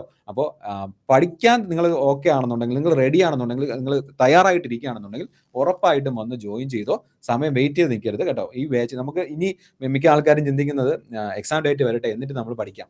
അങ്ങനെ നോക്കിക്കൊണ്ടിരുന്നു കഴിഞ്ഞാൽ നമ്മുടെ ദിവസം കുറഞ്ഞു വരും. പക്ഷെ പഠിക്കാനുള്ള കാര്യമൊന്നും കുറയത്തില്ല. ഇത്ര ദിവസം കഴിഞ്ഞിട്ട് പഠിച്ചെന്ന് പറഞ്ഞ ഒരു പകുതി പോർഷൻ എടുത്ത് മാറ്റുന്നില്ല. പഠിക്കാനുള്ള കാര്യം അതേപോലെ ഉണ്ടാവും, ചിലപ്പോൾ കൂടാനേ സാധ്യതയുള്ളൂ കേട്ടോ. അതുകൊണ്ട് എത്രയും വേഗം നമുക്ക് എന്തായാലും ഒരു 6 മാസം നമ്മൾ ഇതിനകത്ത് സ്പെൻഡ് ചെയ്തേ പറ്റത്തുള്ളൂ. അതിന് വേണ്ടിയിട്ട് നിങ്ങൾ അങ്ങ് ഇരിക്കുക, 6 മാസത്തേക്ക് അങ്ങ് ഇരിക്കുക കേട്ടോ. 6 മാസം ഞങ്ങൾ ഇനി വേറെ ഒന്നുമില്ല, വേറെ ഒരു കാര്യത്തിനും പോകത്തില്ല, ഞങ്ങൾ ശ്രമിക്കും, ഉറപ്പായിട്ടും ജോലി നേടുമെന്നും പറഞ്ഞ് നിങ്ങൾ എന്ത് ചെയ്യണം, അതിന് വേണ്ടിയിട്ട് ഇരിക്കണം. അപ്പോൾ അതിന് വേണ്ടിയിട്ടാണ് നമ്മൾ RRB NTPCയുടെ ട്രാക്ക് രണ്ടാമത്തെ ബാച്ചാണ് ഒക്ടോബർ 1 സ്റ്റാർട്ട് ചെയ്യുന്നത് കേട്ടോ. അത് നിങ്ങൾക്ക് ഇപ്പോൾ ജോയിൻ ചെയ്യാം. ഓക്കെ, ഇനി മൾട്ടിപ്പിൾ എക്സാംസ് നിങ്ങൾക്ക് നോക്കുന്നുണ്ട്. അതായത് നമ്മുടെ SSCയുടെ നോക്കുന്നുണ്ട്. ഇനിയിപ്പോൾ ഗ്രൂപ്പ് D വരുമ്പോൾ അതിന് വേണം. JEയുടെ നോക്കുന്നുണ്ട്, അതുപോലെ NTPC നോക്കുന്നുണ്ട്, മൾട്ടിപ്പിൾ എക്സാംസ് നോക്കുന്നുണ്ട്. JEയുടെ നമുക്ക് NTPC വെച്ചിട്ട് JEക്ക് പഠിക്കാൻ പറ്റത്തില്ല, പകുതിയെ പഠിക്കാൻ പറ്റുള്ളൂ. GK പോർഷൻ മാത്രമേ, അല്ലെങ്കിൽ മാത്സിന്റെ പോർഷൻ മാത്രമേ നമുക്ക് നോക്കാൻ പറ്റത്തുള്ളൂ. ബാക്കി സയൻസും അതുപോലെ അതിന്റെ റിലേറ്റ് ചെയ്ത കാര്യങ്ങളാണ് വരുന്നത് അല്ലേ. അപ്പോൾ മൾട്ടിപ്പിൾ എക്സാംസ് പ്രിപ്പയർ ചെയ്യാൻ വേണ്ടിയിട്ട് നിങ്ങൾക്ക് സൊല്യൂഷൻ ആയിട്ടാണ് നമ്മുടെ മെഗാ പാക്ക് ഉള്ളത്. മെഗാ പാക്കിൽ നിങ്ങൾക്ക് എന്ത് ചെയ്യാൻ പറ്റും, ജോയിൻ ചെയ്യാൻ പറ്റും. ഈ മെഗാ പാക്ക് എന്ന് പറഞ്ഞു കഴിഞ്ഞാൽ അത് ഇപ്പോൾ NTPC പഠിക്കുന്ന ആൾക്കാർക്ക്, അതുപോലെ അവർക്ക് എന്തിനും പ്രിപ്പയർ ചെയ്യേണ്ടി വരുന്നുണ്ട്, SSCക്ക് പ്രിപ്പയർ ചെയ്യേണ്ടി വരുന്നുണ്ടാവും, അതുപോലെ കേരള PSCക്ക് പ്രിപ്പയർ ചെയ്യുന്നത്. അപ്പോൾ എല്ലാവർക്കും കൂടെ വേണ്ടിയിട്ട് എന്നുള്ളതാണ് എല്ലാ കോഴ്സസും നമുക്ക് എന്ത് ചെയ്യാൻ പറ്റും, ആക്സസ് ചെയ്യാൻ പറ്റും. അപ്പോൾ ഇതിനിപ്പോൾ നമുക്ക് ഏകദേശം ഒരു 2200 രൂപയാണെന്ന് വിചാരിച്ചു. അപ്പോൾ PSCയുടെയും ഒരു 2200 രൂപയാവാം, അല്ലെങ്കിൽ 3000 രൂപയാവാം. അപ്പോൾ എല്ലാം കൂടെ നമുക്ക് നോക്കുമ്പോഴത്തേക്കും ഒരു പർട്ടിക്കുലർ നല്ലൊരു എമൗണ്ട് വരും. പക്ഷേ ഇതെല്ലാം കൂടെ ഏകദേശം 3900 രൂപയ്ക്ക് മെഗാ പാക്ക്. ഇത് നമ്മുടെ എന്താ പറയുക, നമ്മുടെ അനിൽ നാഗർ സാറിന്റെ ഒരു വിഷയം, അതെന്താ പറയുക, ഒരു ആഗ്രഹമാണ്. പൈസ ഇല്ലാത്തതിന്റെ പേരിൽ ആരും പഠിക്കാതിരിക്കരുത്. അപ്പോൾ അവർക്ക് ഏറ്റവും കുറഞ്ഞ ചിലവിൽ നല്ല ക്വാളിറ്റി എഡ്യൂക്കേഷൻ പ്രൊവൈഡ് ചെയ്യുക. അങ്ങനെയാണ് ADA 247 മലയാളം ഇന്ന് ഇന്ത്യയിലെ തന്നെ നമ്പർ 1 ഇൻസ്റ്റിറ്റ്യൂഷൻ ആയിട്ട് എന്ത് ചെയ്യുന്നത്, നിൽക്കുന്നത് കേട്ടോ. ADA 247 അതിന്റെ കോവിങ്സും. ഓക്കെ, അപ്പോൾ അത് ശ്രദ്ധിച്ചോളുക. അതിന് വേണ്ടിയിട്ട് നിങ്ങൾക്ക് യൂസ് ചെയ്യാൻ പറ്റുന്നതാണ് നമ്മുടെ മെഗാ പാക്ക് എന്ന് പറഞ്ഞാൽ എല്ലാ കോഴ്സിനും ഉള്ളത് കേട്ടോ. അപ്പോൾ ഇതെല്ലാം നിങ്ങൾക്ക് എന്ത് ചെയ്യാൻ പറ്റും, ഈസി ആയിട്ട് നമുക്ക് അറിയാൻ പറ്റും. ഓക്കെ, അപ്പോൾ ഈ കോഴ്സിന്റെ ഈ ഡിസ്കൗണ്ട് എല്ലാം നിങ്ങൾക്ക് കിട്ടാൻ വേണ്ടിയിട്ട് നിങ്ങൾ എന്ത് ചെയ്യണമെന്ന് വെച്ചാൽ, ഒന്നുകിൽ Y340 എന്നുള്ള കൂപ്പൺ കോഡ് യൂസ് ചെയ്യുക, അല്ലെങ്കിൽ Y907 എന്നുള്ള കൂപ്പൺ കോഡ് യൂസ് ചെയ്ത് നിങ്ങൾക്ക് എന്ത് ചെയ്യാൻ പറ്റും, കോഴ്സ് പർച്ചേസ് ചെയ്യാൻ പറ്റും. ഓക്കെ, ഇപ്പോൾ അത് പറയാൻ കാരണം നമ്മുടെ NTPCക്ക് വേണ്ടിയിട്ട് ഒരു 2-3 ദിവസത്തേക്ക് ഒരു സ്പെഷ്യൽ ഡിസ്കൗണ്ട് ഓഫർ നമ്മൾ കൊടുക്കുന്നുണ്ട് കേട്ടോ. സ്റ്റാർട്ട് ഡേറ്റ് ഒക്ടോബർ 1 മനസ്സിലായില്ല. നമ്മുടെ RRB NTPCയുടെ സെക്കൻഡ് ബാച്ച്, ട്രാക്ക് ബാച്ച് നമ്മൾ സ്റ്റാർട്ട് ചെയ്യുന്നത് ഒക്ടോബർ 1 ജസ്റ്റ് നമ്മുടെ ഫസ്റ്റ് ബാച്ച് സ്റ്റുഡന്റ് അല്ലേ, നിങ്ങൾക്കല്ല കേട്ടോ. അത് പുതിയ ബാക്കി പുറമെയുള്ള ആൾക്കാർക്കാണ് second batch. First batch already start ചെയ്ത്, ഞാൻ ഓൾറെഡി പറഞ്ഞു. Okay, first batch already start ചെയ്ത് കഴിഞ്ഞു. നമുക്ക് സെക്കൻഡ് ബാച്ചിലേക്കുള്ള ഡീറ്റെയിൽസാണ് പറഞ്ഞത് കേട്ടോ. ഓക്കെ, അപ്പോൾ ഇതിൻ്റെ ഒരു സ്പെഷ്യൽ ഡിസ്കൗണ്ട് ഓഫർ നമ്മൾ പ്രൊവൈഡ് ചെയ്യുന്നുണ്ട്. അത് ഈ വരുന്ന ദിവസങ്ങളാണ്. ഓഫർ സ്റ്റാർട്ട് ചെയ്തിട്ടുണ്ട് ഇന്നലെ തൊട്ട്. ഇന്നും നാളെയോ ഒക്കെ ആയിട്ടാണ് നിങ്ങൾക്ക് ആ ഓഫർ കിട്ടത്തുള്ളൂ. അപ്പോൾ ഏറ്റവും കുറഞ്ഞ ചിലവിൽ ഏകദേശം 2200 രൂപ സ്പെൻഡ് ചെയ്ത് കഴിഞ്ഞാൽ NTPCയുടെ കോഴ്സിലേക്ക് നിങ്ങൾക്ക് എന്ത് ചെയ്യാൻ പറ്റും? ജോയിൻ ചെയ്യാൻ പറ്റും കേട്ടോ. 2245 രൂപയ്ക്ക് നിങ്ങൾക്ക് NTPCയുടെ കോഴ്സിലേക്ക് ജോയിൻ ചെയ്യാൻ പറ്റും. അതിന് ഞാൻ ഈ പറഞ്ഞ പോലെ Y340 എന്നുള്ള കൂപ്പൺ കോഡോ Y907 എന്നുള്ള കൂപ്പൺ കോഡോ യൂസ് ചെയ്താൽ മതി. ഓക്കെ, ഈ കോഴ്സിലേക്ക് നിങ്ങൾക്ക് എന്ത് ചെയ്യാൻ പറ്റും? ജോയിൻ ചെയ്യാൻ പറ്റും. ഓക്കെ, അപ്പോൾ ഇത്രയും കാര്യങ്ങളാണ് നിങ്ങളുമായിട്ട് ഷെയർ ചെയ്യുന്നത്. നിങ്ങൾക്ക് എന്തെങ്കിലും ഡൗട്ട് ഉണ്ടോ ഇതുമായിട്ട് റിലേറ്റ് ചെയ്തിട്ടുള്ളത്? പിന്നെ NTPCയുടെ കോഴ്സ് ഇത് ബാച്ച് അവൈലബിൾ ആണ്. ഇതിനകത്ത് ലൈവ് ക്ലാസ് ഉണ്ട്, അതുപോലെ ടെസ്റ്റ് സീരീസ് ഉണ്ട്, പിന്നെ നമ്മുടെ ബുക്സ് ഉണ്ട്. ഓക്കെ, അടുത്ത് വരുന്ന ടെസ്റ്റ് സീരീസ് മാത്രം മതി എന്നുണ്ടെങ്കിൽ നിങ്ങൾക്ക് ടെസ്റ്റ് സീരീസ് മാത്രമായിട്ട് പർച്ചേസ് ചെയ്യാൻ ഓപ്ഷൻ അവൈലബിൾ ആണ്. അവിടെയും നിങ്ങൾക്ക് കോഴ്സ് കോഡ് യൂസ് ചെയ്യുക, ഡിസ്കൗണ്ട് കിട്ടും. Y907 എന്നുള്ള കോഡ് യൂസ് ചെയ്യണമെങ്കിൽ അതിന്റെ കൂട്ടത്തിൽ ഒരു എസും കൂടെ ചേർക്കുക. Y340 എന്ന് പറഞ്ഞ കോഡ് യൂസ് ചെയ്യുന്നെങ്കിൽ അതിന്റെ കൂട്ടത്തിൽ എന്ത് ചെയ്യുക? ഒരു എസും കൂടെ ചേർക്കുക. അത് മാത്രമേ അവിടെ വ്യത്യാസമുള്ളൂ കേട്ടോ. ടെസ്റ്റ് സീരീസും അതുപോലെ ബുക്സും നമുക്ക് പർച്ചേസ് ചെയ്യാൻ പറ്റും. അവിടെയും വ്യത്യാസം ഇത് തന്നെയാണ്. Y907 എന്നുള്ള കൂപ്പൺ കോഡിന്റെ കൂടെ ഒരു എസും കൂടെ യൂസ് ചെയ്യുക. Y340 എന്നുള്ള കൂപ്പൺ കോഡിന്റെ കൂടെ എസും കൂടെ യൂസ് ചെയ്യുക കേട്ടോ. അപ്പോൾ നമുക്കിത് ചെയ്തു തരാൻ പറ്റുന്നത് ഈ ഒരു ഡിസ്കൗണ്ട് നിങ്ങൾക്ക് നേടിത്തരാനാണ്. പിന്നെ നിങ്ങളെ നല്ലവണ്ണം പഠിപ്പിച്ച് ജോലിയിലേക്ക് കൊണ്ടുവരിക എന്നുള്ളത്. നിങ്ങൾ പഠിക്കാൻ റെഡി ആയിട്ട് ഇരിക്കുകയാണെന്നുണ്ടെങ്കിൽ ഉറപ്പായിട്ടും നിങ്ങൾ പഠിപ്പിച്ചിരിക്കും കേട്ടോ. ആ ഒരു രീതിക്ക് തന്നെയാണ് നമ്മുടെ കോഴ്സസ് പ്ലാൻ ചെയ്തിരിക്കുന്നത്, ബാക്കി കണ്ടന്റ്സ് അറേഞ്ച് ചെയ്തിരിക്കുന്നത്. ഓക്കെ, അതെ അതെ, എക്സർവീസിന് കട്ട് ഓഫ് ആയിട്ട് വരില്ല. നമ്മൾ എക്സർവീസിന് പ്രത്യേകിച്ച് കട്ട് ഓഫ് ആണ്. ഓക്കെ,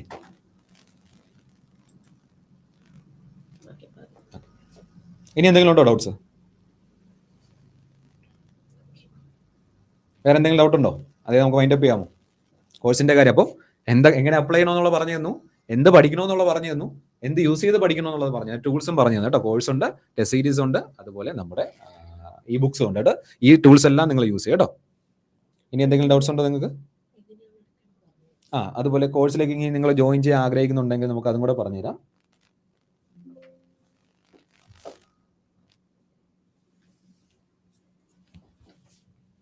നിങ്ങൾ ഫസ്റ്റ് എഡ 24/7 മലയാളം കൊടുക്കാം.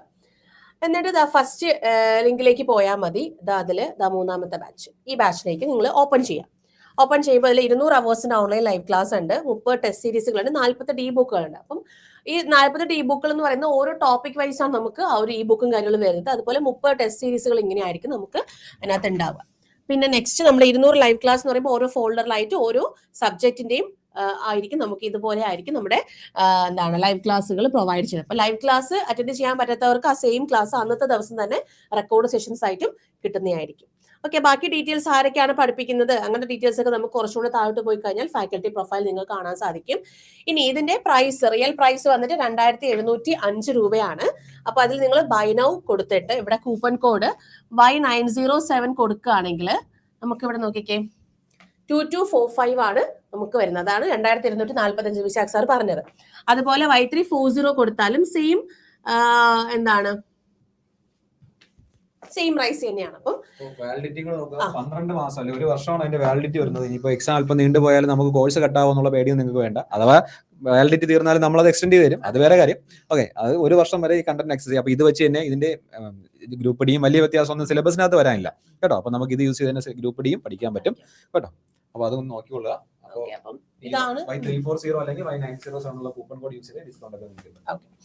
അപ്പൊ ഇത്രയും കാര്യങ്ങളാണ്. ഇനി എന്തെങ്കിലും ഡൗട്ട്സ് ഉണ്ടെങ്കിൽ ഇല്ലെങ്കിൽ നമുക്ക് വൈൻഡപ്പ് ചെയ്യാം, ഉണ്ടെങ്കിൽ നമ്മളത് നിങ്ങളിപ്പോ നോക്കുമ്പോൾ ഡൗട്ട്സ് കിട്ടിയില്ല എന്നുണ്ടെങ്കിൽ നമ്മുടെ യൂട്യൂബില് വീഡിയോസ് ഒക്കെ ഉണ്ട്. ആ വീഡിയോസിന്റെ ഇവിടെ ഒരു കമന്റ് ആയിട്ട് തരാം, അല്ലെങ്കിൽ നമുക്ക് ഞാനൊരു നമ്പർ തരാം. ആ നമ്പറിൽ നിങ്ങൾക്ക് ആ ഒരു ഡീറ്റെയിൽസ് എന്ത് ചെയ്യാൻ പറ്റും, ഇൻഫോം ചെയ്യാൻ പറ്റും.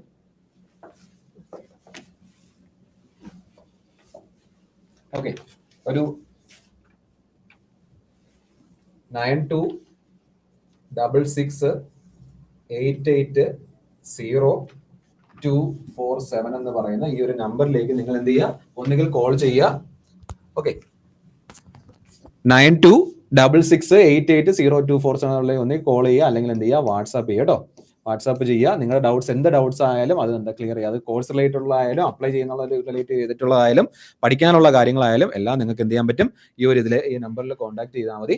9266880247. ഓക്കെ, അപ്പോൾ വേറെ ഒന്നുമില്ലല്ലോ, നമുക്ക് വൈൻഡ് അപ്പ് ചെയ്യാലോ. അപ്പോൾ എന്നാലും വൈൻഡ് അപ്പ് ചെയ്യാം.